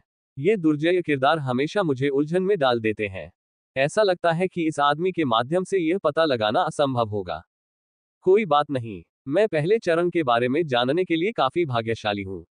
मैं बहुत ज्यादा नहीं मांग सकता, शायद मैं बहुत लालची हूं, वांग टेंग ने सोचा। यदि बेयर ब्रेन ने वास्तविकीकरण चरण को क्रियान्वित नहीं किया होता, तो वह विशेषता बुलबुले एकत्र करने में सक्षम नहीं होता, इसलिए कौन जानता है कि वह इसे कब समझ पाएगा। संतोष सीखने की जरूरत है। यदि अन्य लोगों को पता चलता कि उसने कुछ ही दिनों में वास्तविकता के चरण को पूरी तरह समझ लिया है, तो वे ईर्ष्या से लाल हो जाते। इसके अलावा अपने एक क्षेत्र में ये चरण प्राप्त करने के बाद वह अन्य क्षेत्रों में भी इसे प्राप्त कर सकता था। यह उसकी सबसे बड़ी उपलब्धि थी। इस संभावना के बारे में सोचते ही वह उत्साहित होने लगा। धन्यवाद सर, वांग टेंग ने उन्हें ईमानदारी से धन्यवाद दिया। मुझे धन्यवाद देने की कोई जरूरत नहीं है। अगर तुम प्रतिभाशाली न होते तो मैं तुम्हें नहीं पढ़ाता। तुमने अपने लिए यह अवसर बनाया है। बेयर ब्रेन ने हाथ हिलाया और गायब हो गया। मुझे फिर से यहीं छोड़कर जा रहे हो? वांग टेंग ने अपनी पीठ फैलाई, उसके शरीर को ढंकने वाला शैतानी कवच धीरे धीरे गायब हो गया और उसका असली रूप सामने आ गया। उसने कहा, अब समय आ गया है। समवर्ती रूप से पहाड़ों में कहीं एक विशाल छद्म युद्धक जहाज में जनरल कैमरून और दूसरे जनरल नियंत्रण स्टेशन के सामने गंभीर चेहरे के साथ खड़े थे। माहौल तनावपूर्ण था। वांग टेंग का क्लोन भी उनके साथ था। वह आंखें बंद करके आराम कर रहा था। अचानक उन्होंने उन्हें खोला और कहा, जनरल कैमरून, हम शुरू कर सकते हैं। हाँ। सेनापतियों की निगाहें तेज हो गईं और उनमें लड़ाकू भाव आ गया। वे इस पल का लंबे समय से इंतजार कर रहे थे। जंगल में कहीं कई युद्धक जहाजों को आदेश मिला और उन्होंने ऊर्जा चार्ज करना शुरू कर दिया। बल्कि तोपों ने अलग अलग रंगों की चमकदार चमक छोड़ी। सभी का लक्ष्य उस घाटी पर था जहां अंधेरे भूत प्रेत स्थित थे। कुछ ही सेकंड में तोपों ने हमला करना बंद कर दिया और फायर करना शुरू कर दिया। अनगिनत गोलियां आसमान में उड़ती हुई अपने पीछे रोशनी का निशान छोड़ती हुई उस जीव के छिपने की जगह पर जाल की तरह दौड़ी। Boom boom boom boom boom, भयानक विस्फोटों की आवाजें सुनाई दे रही थीं। पूरी घाटी में विस्फोट होने से पहले अंधेरे प्रेत आश्चर्य से आकाश